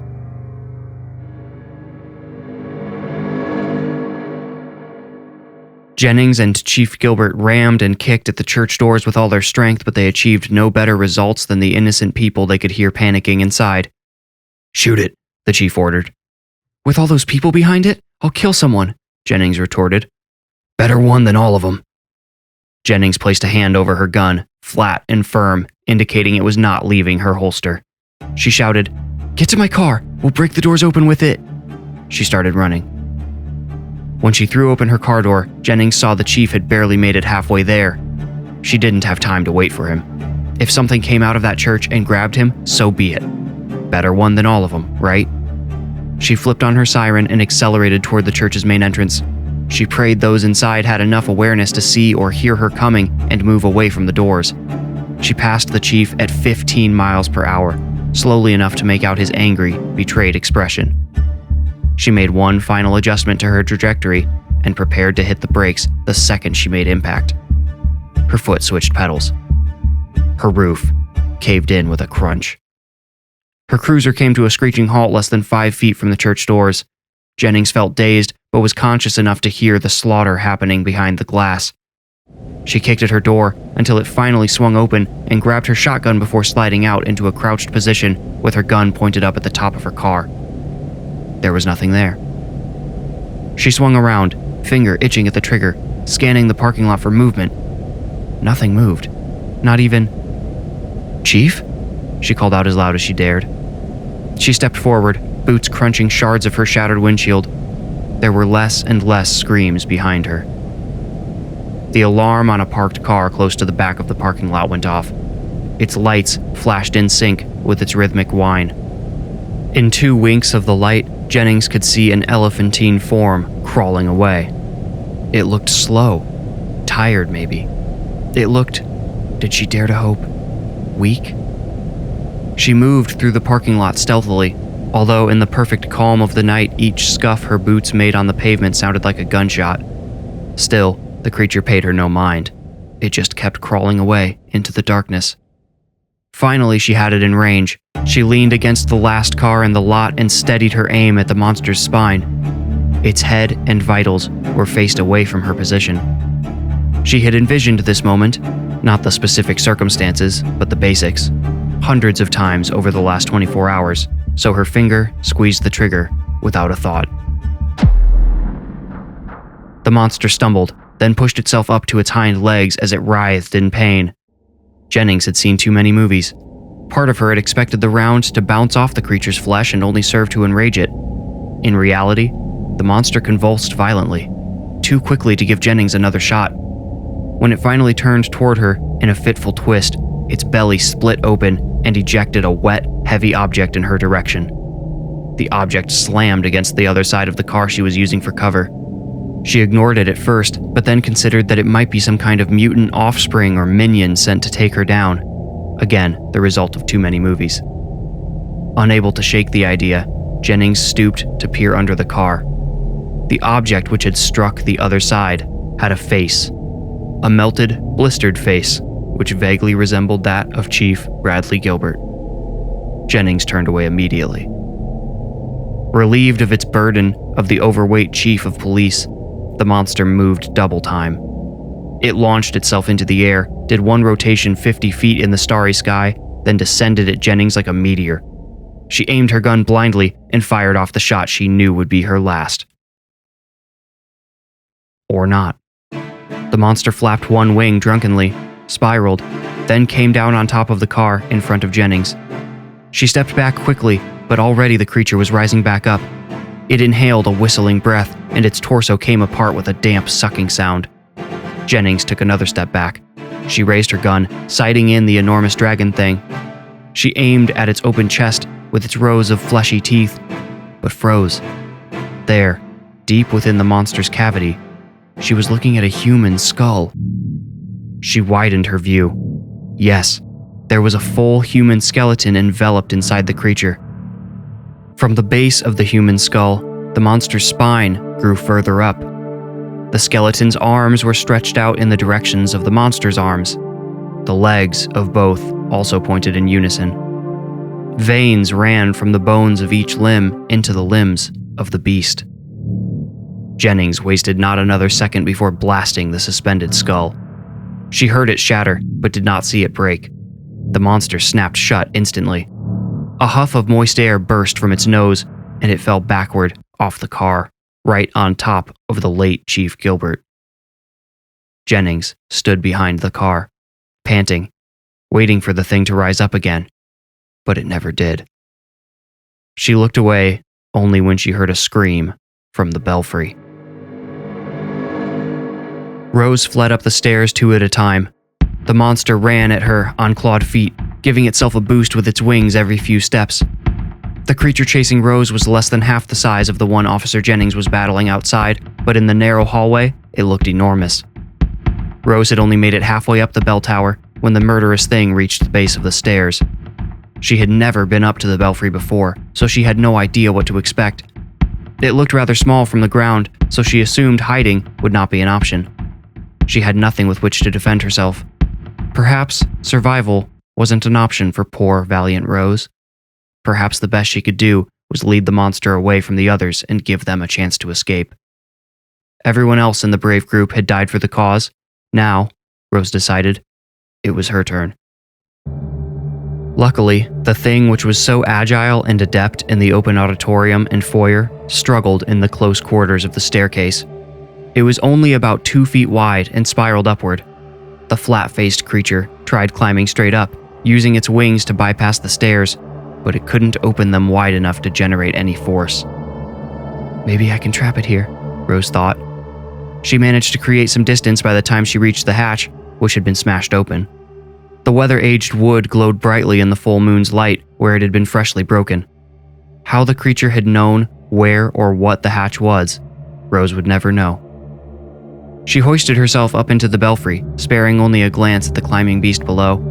The belfry was only about 5 feet on each side, and most of the space in the middle was dominated by the old brass bell, which hung steadily against the wind.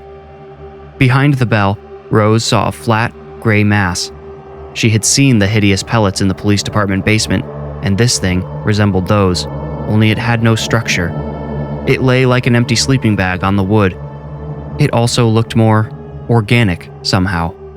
Its exterior was moist, completely opposite from the hardened, dry clay shells of the other pellets. It came out of that thing, Rose thought, like an external womb. The newborn monster had almost reached the top. Rose couldn't shut it out, so she would have to lead it away. Once it was out of the stairwell, Rose knew the monster would quickly overcome her as it had the others, many of whom were faster and stronger than her. A shotgun went off down below in the parking lot. The sound diverted Rose's attention for a split second. She saw Crystal standing near a car at the back of the parking lot.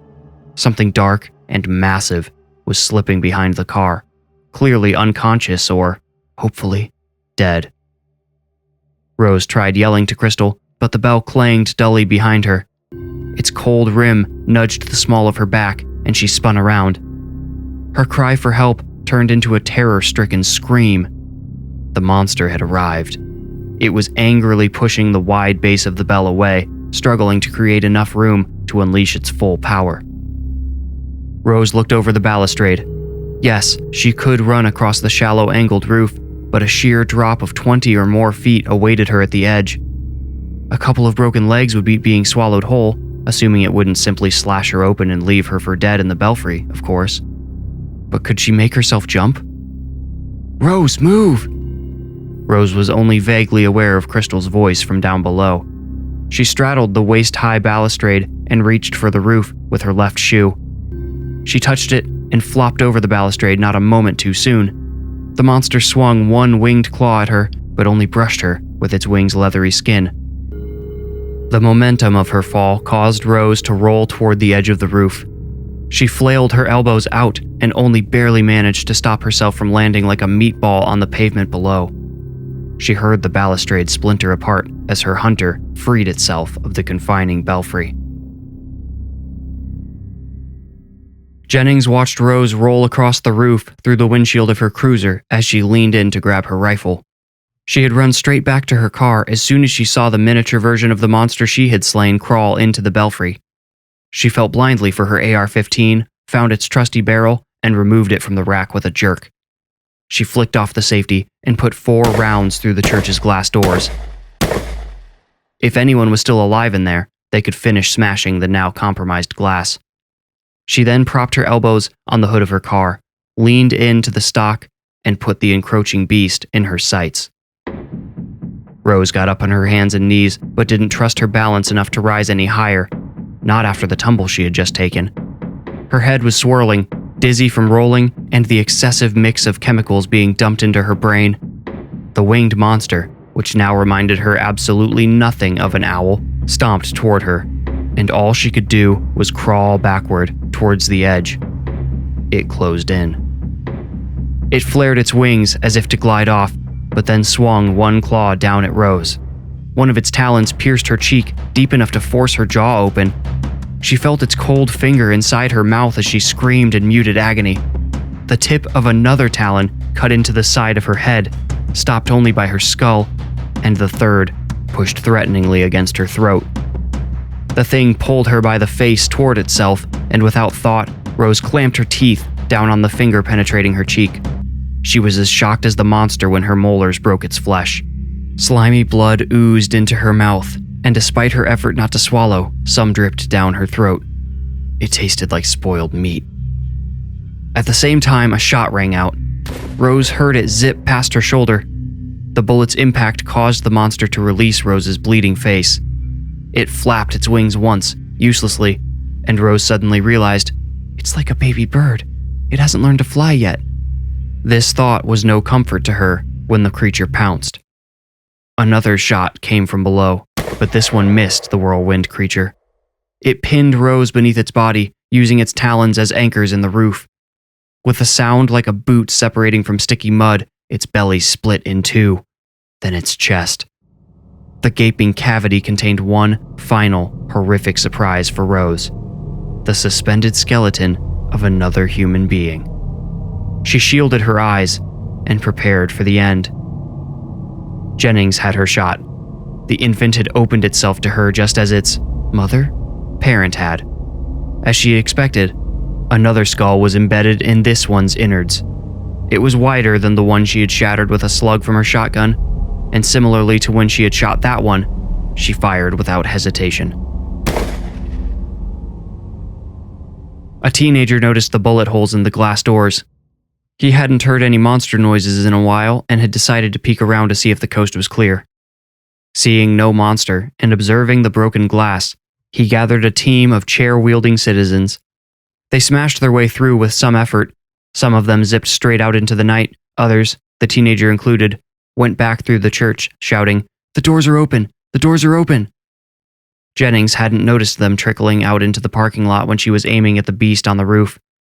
When she took the shot, a chorus of gasps, screams, and shouts went up from the dazed escapees. The skull, in the middle of the monster's chest, splintered apart, and the creature clammed up. Its neck stiffened, then went limp, followed by its wings, which drooped to its sides like kites without wind. For good measure, Jennings put another bullet between its eyes. Rose felt the weight of the staggering monster increase as the life drained out of it. She wriggled and wormed her body to escape before the weight crushed her. Her panic caused her to lose critical awareness of the edge of the roof. As soon as she was free, she went reeling backward. She cried out in surprise when she put a hand back to brace herself and found nothing but cold October air. Rose the dispatcher, Rose the hero, fell, a posthumous final victim of the owl. Or so she would have been. The very same observant teen who had noticed the bullet-riddled glass had seen Rose slip out from under the dying creature on the roof. Shouting unintelligibly, he had tugged at a few nearby shirts and sprinted over to where Rose would land. He, 2 men, and a woman, who had all noticed Rose's plight shortly after the teenager, were all there when Rose toppled over the edge. She still broke 2 ribs, dislocated her shoulder, and banged up a knee so bad it would stay bruised and swollen for 2 weeks. But she survived. Among the group that caught her, some broke fingers and hands when they crash-landed together on the cool pavement. All were scraped up and bruised to some extent, but even those with broken bones cheered like college kids at a home game when Rose got to her feet and took a deep breath, feeling more alive and grateful than ever. Their cheers were silenced when the monster, which had slaughtered so many of their friends, thudded on the pavement right beside them. They all jumped back. Those close to parked cars hid behind them, but the creature stayed still.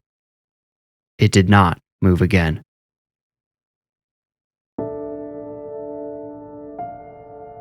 Interim Police Chief Crystal Jennings stood behind the desk that had once belonged to Bradley Gilbert 1 month after the Crosstower Massacre. She hadn't bothered to personalize the desk or office for herself, since she did not plan on keeping either.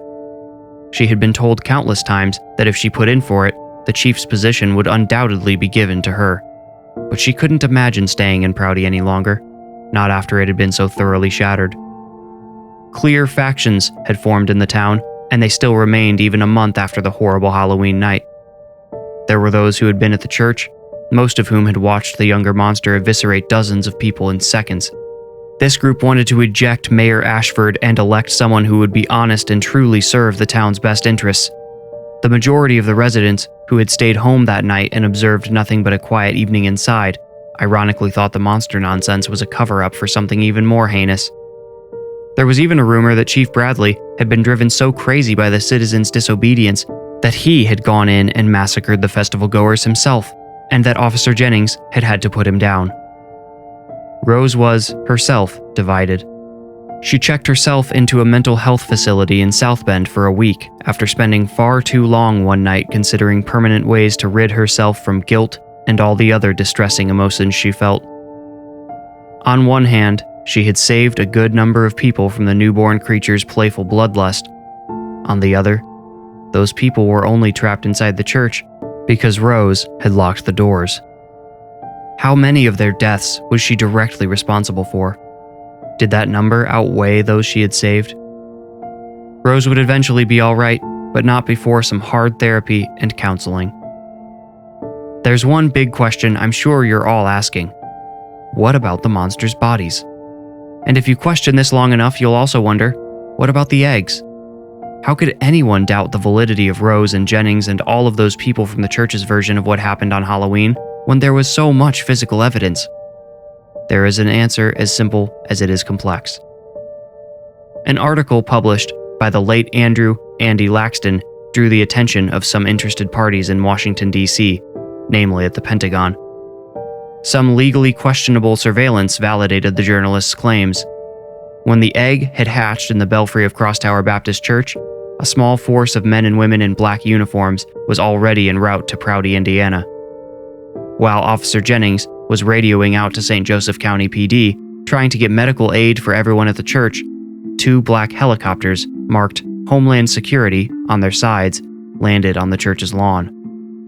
It had simply been coincidence that the epicenter of the Halloween attack also happened to have the best landing space in town.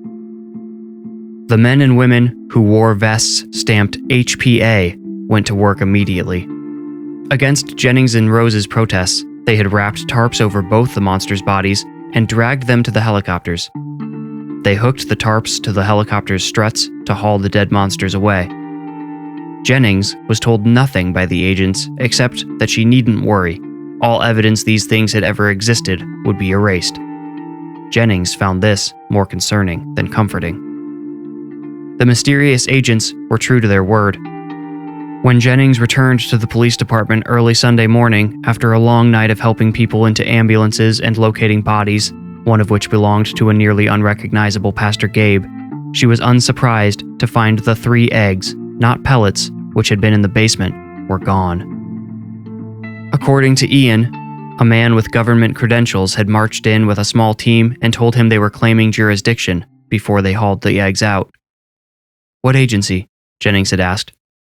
"Honestly, I was too freaked out to look closely," he admitted.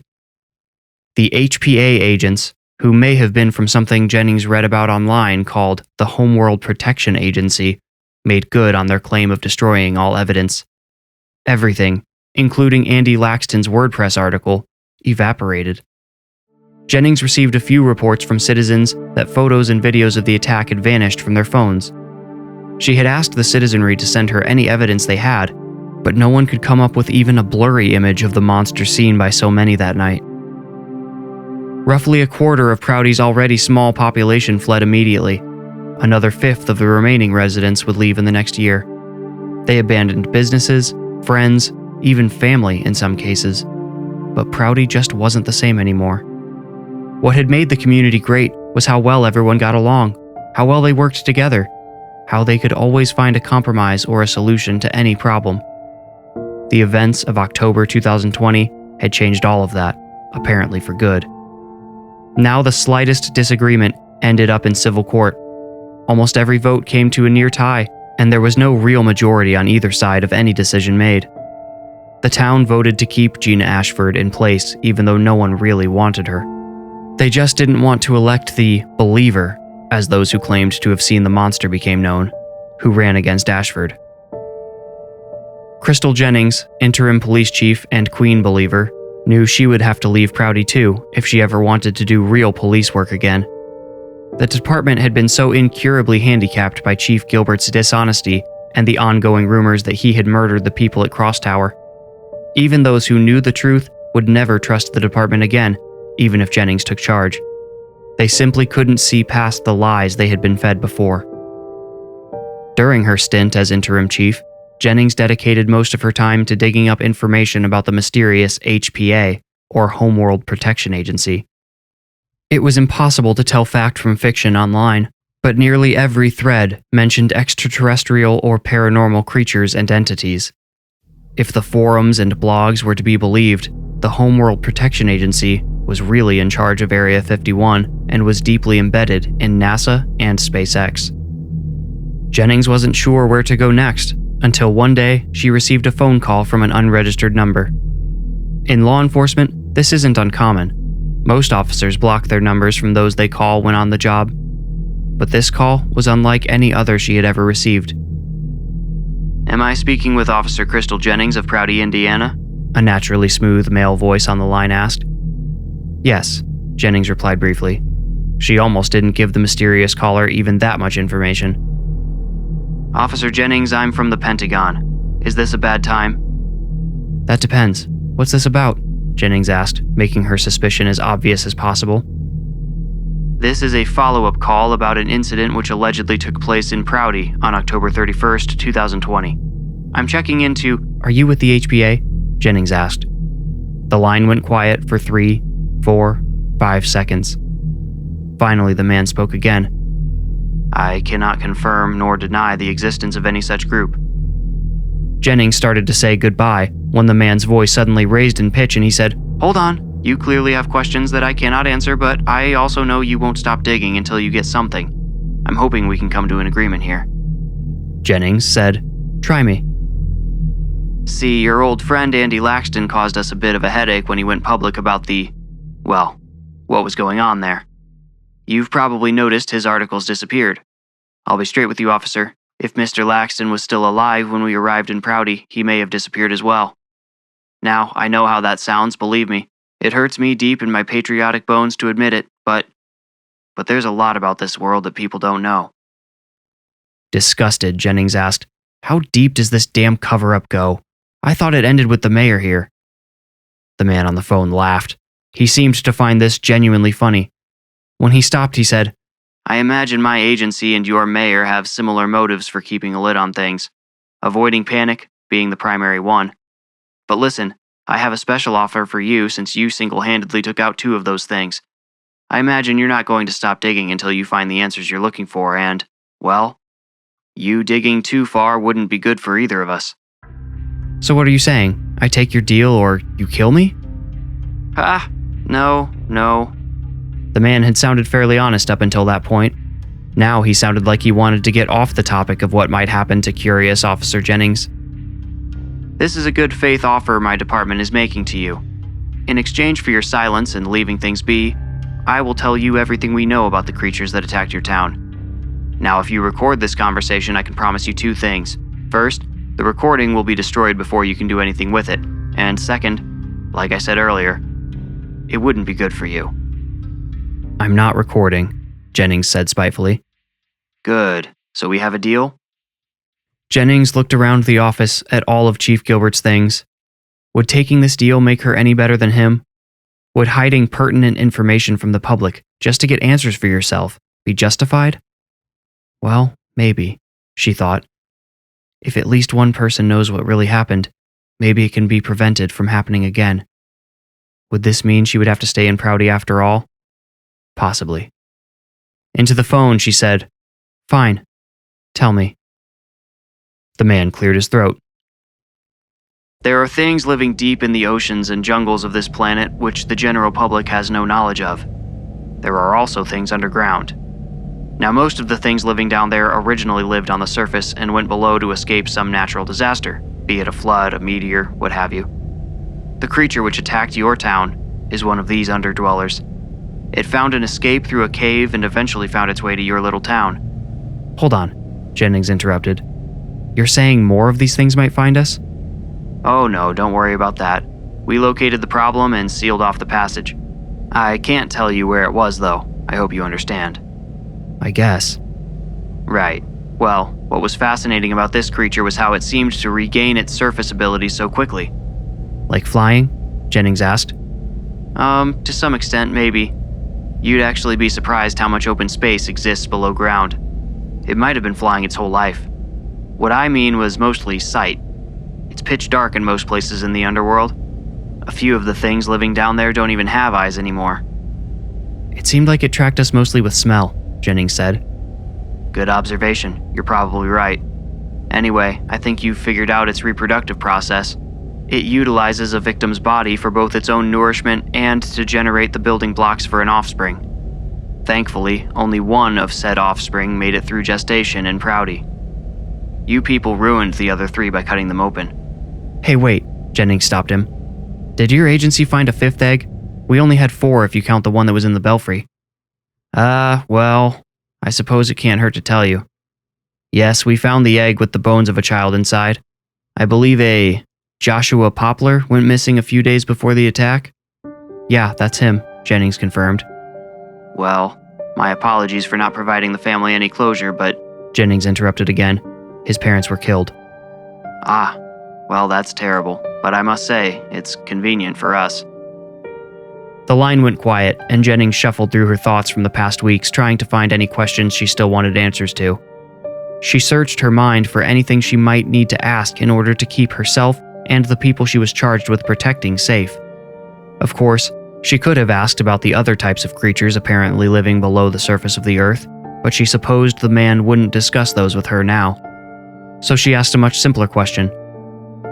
What do you people call those things? What, the creatures that attacked Prouty? He asked. Yeah. We don't have very catchy names. Anything we discover is given a code, like a serial number. That particular species is called UW12. We called it the owl, Jennings said distantly, as if daydreaming, or whatever the nightmare version of a daydream is. The owl, huh? Oh, because of the... Yeah, I get it. That's good. I'm going to use that, I think. The owl. Can you tell me one more thing? Jennings asked. That depends, said the mysterious man on the other end of the line. Jennings leaned back in Chief Gilbert's chair. How does somebody like me get to work with somebody like you? After a long pause on the other end, the man finally said, I was hoping you'd ask.